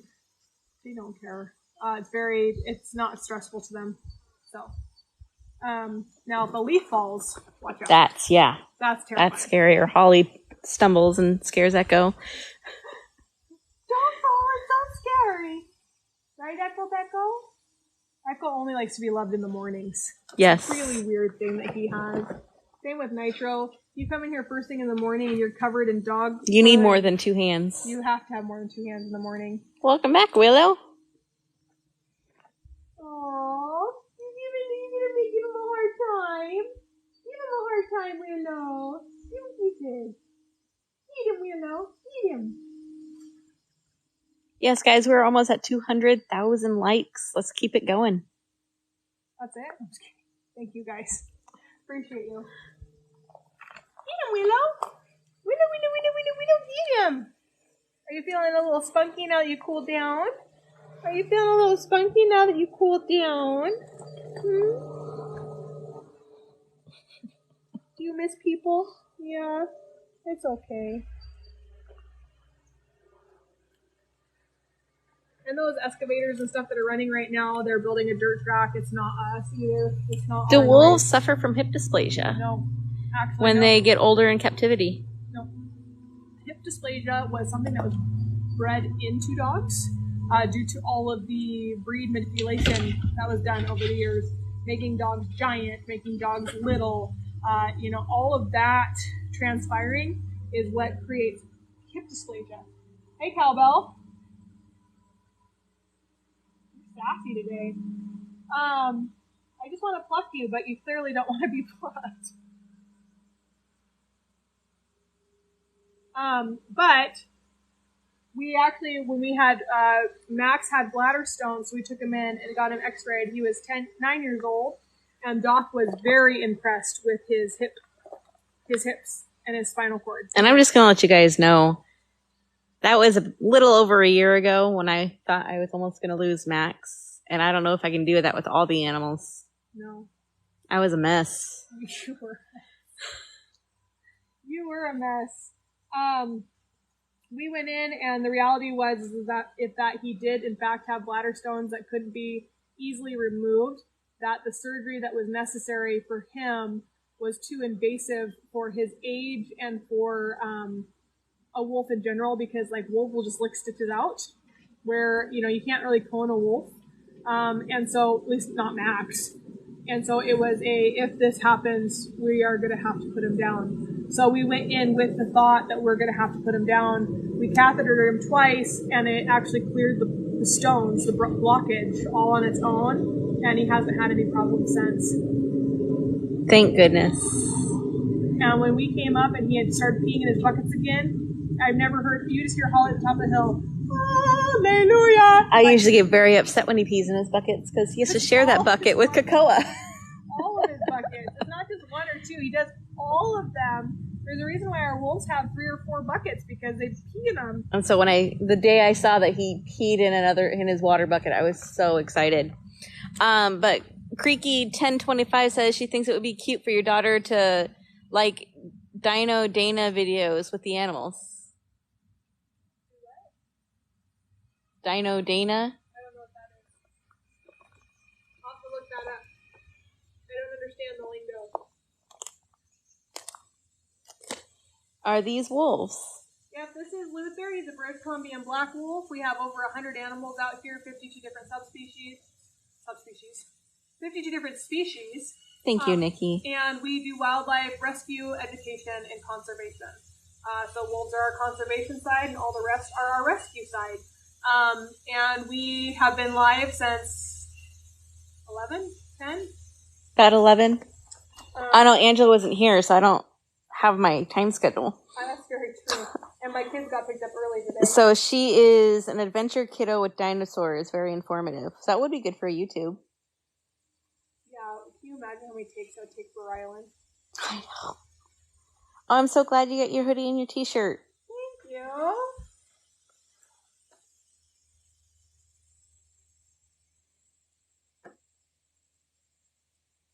You're such a funny boy. You're such a funny boy. You're such a funny boy. Yes, you are. You just want massages today? I can do that. It feels so good in the mister. It really, like, I'm here halfway in the sun. Like I'm pulling a Luther. I'm half in sun, half in mist, and it feels phenomenal. You have one arm. I know why you do it, Luther. I know why you do it. Oh, thank you so much for subscribing to our YouTube. Thank you. And signing and sharing that petition. Thank you. Thank you so much. All of that helps. All of that helps. You don't have to necessarily spend money, even though that's kind of where we're at. You can help us by sharing, by being involved in our videos, by duetting our videos, by tagging people in our videos, bring awareness to the organization. That would be absolutely amazing. Nope, this is a British Columbia black wolf. Dying in the heat. Even though it's probably, 65? It's not that hot. Sorry, it's 59. No, it's not. Really? So our watch says. Are you in the sun? Yes, this half of me is in the sun. It does feel warmer. Boom. Boom diggity. I love you, Luther. They're fighting for you. They're trying. You have people that have been following you for over a year and a half, and they just absolutely love you. Okay, it is 64. My watch is wrong. Oh, thank you for the pause. Paw for. So what we're needing is 10,000 people to donate $10 to help us save our organization. We are in the last few weeks of being able to really survive and have to make really tough decisions and start rehoming and euthanizing animals. And we're trying everything not to get to that point. But again, we have to raise about $100,000 just to be able to get us to the next step of fighting for them. So, click on the link in our bio, click on that PayPal account, click on that, and you'll see we're a verified charity. We have a GoFundMe, whatever you're most comfortable with. We have a charity, the charity thing going on Instagram right now. Please share our thing on Instagram. That we're really needing everybody's help right now to come together, and it's just really amazing to me because there's people who literally take a nut and go ah, and they have 8,000 people watching them, sending them a ton of hats, and I was going, I'm doing it wrong. I am doing it wrong. Or people who have little hats on their skirt and they rock side to side every time someone sends them a cowboy hat. Anyway, we're here for the animals. We're here to make sure that they stay safe, but it's very defeating to feel like maybe after 21 years of being here, that we might not be able to do that anymore. So please let us know when you've hit your goal. Well, I say to be positive. You'll see when we hit our goal. We'll still be here in 2 weeks. We'll still be here in 2 weeks, and we will, you can watch the tracker on PayPal and GoFundMe. But we really need your help peer-to-peering it and sharing it and spreading it and boosting our posts and getting us up in the algorithms. And we need you to be able to do that. So, it's been a long afternoon already. Holly and I have to put some stuff away and fill some propane tanks and do all that kind of stuff. I've been talking since 11 o'clock. It's a lot of talking. Yeah. A lot of it. But we're going to keep on begging and we're going to keep on doing what we can to hopefully be able to get through this storm. Thank you, Kat. We kind of have been going in the storm and then in the eye of the storm and then back into the storm and then back into the eye of the storm, and it's been... One day we'll get a break. Longer than 30 seconds? Yeah, right? Can't believe Milo. There is no break. I'm already having a crappy day. I thought Milo was going to break our wooden wall. He bent my door back. That's what you were saying. And then he pulled back and pinched himself. So I had to push him through, open my door the wrong way more, and pull him back out. All because he saw a light. I swear to God. Dented the whole inside of my door. She gets a lot of emails, but I promise you she will respond to your email. Who is it? It is Tiana Andrews. Tiana Andrews? Mm-hmm. When did you send it?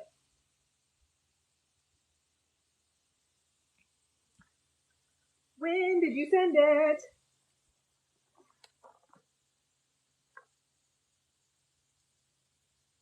So, anyway, I usually respond to my emails first thing in the morning and go from there. But I haven't got anything from anyone with the last name of Andrews. She said last Sunday. Go ahead and resend it, just in case. I haven't got anything with the last name of Andrews.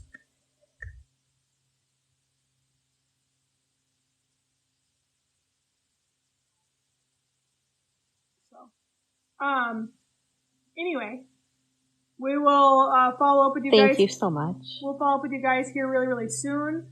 Very, very grateful for you and all that you do. I gotta see something real quick. I don't. Oh.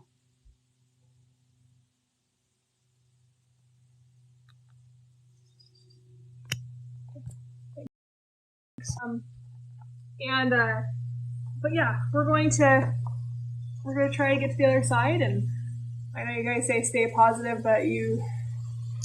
So if you guys have the opportunity, if you can reach out to all those people for us, we have a lot going on. And so if you have a great idea, be our voice. Yeah, go reach out to them, tell them about our sanctuary, what's going on, what we need help with. See if you can get them, because I haven't had much luck. I think that the reality is this, is when people hear lawsuit for wolves howling 21 years, it even scares the news away. It does, for some reason. Yep. I wasn't the one who posted the legal document on King 5. No? They did that all on their own. That was not me. So anyway, I hopefully we'll get to the other side. But we're in our fight or flight, and I know that our neighbors watch these lives religiously, and you know who you are, and I know who you are, actually. But I appreciate you following us and bringing us up in the algorithm, even though you're the reason that I'm having to do this every single day. And I would really have appreciated that the neighbors who were involved in the lawsuit to have ever come out to our compound, but none of them have stepped foot onto this compound. They've been invited. They won't come. They would just rather create controversy, and none of them have been out here. And you know why? It's maybe, in my opinion, it may be because they can't look into the eyes of an animal and be able to do what they're doing. That's just my thought. Because I know I sure in heck couldn't. My neighbor's dogs drive me nuts, but I still love them, even though they bark. So. See, Kathleen wants to know, did they go to the news after you? I'm assuming our neighbors. They didn't do a follow-up story. I don't know. Or maybe he sued him for defamation. I don't know. At this point, I don't know the amount of money that has been spent on litigation to just prove a point on his part, I would imagine just be completely outrageous. Yeah. Could have moved us to a new property. Yeah. Outlandish. But it is what it is. And, we're going to keep on fighting it as much as we can with your guys' help. So again, share our story, donate $10 or more if you can. And everything you donate is a tax write-off, for the end of the year. And, yeah, we're hanging on. We're hanging on by a thread. And I cry more when I talk about it than just at night. At night, I just kind of get sick and feel like I'm just going to have a brain aneurysm. But we're doing everything we can. So anyway, let's go finish up the rest of our stuff, and we will follow up with all these beautiful people tomorrow. Hi, guys. Oh, I gotta pick up meat tomorrow. Oh, have a great Friday. Yeah. It's Friday.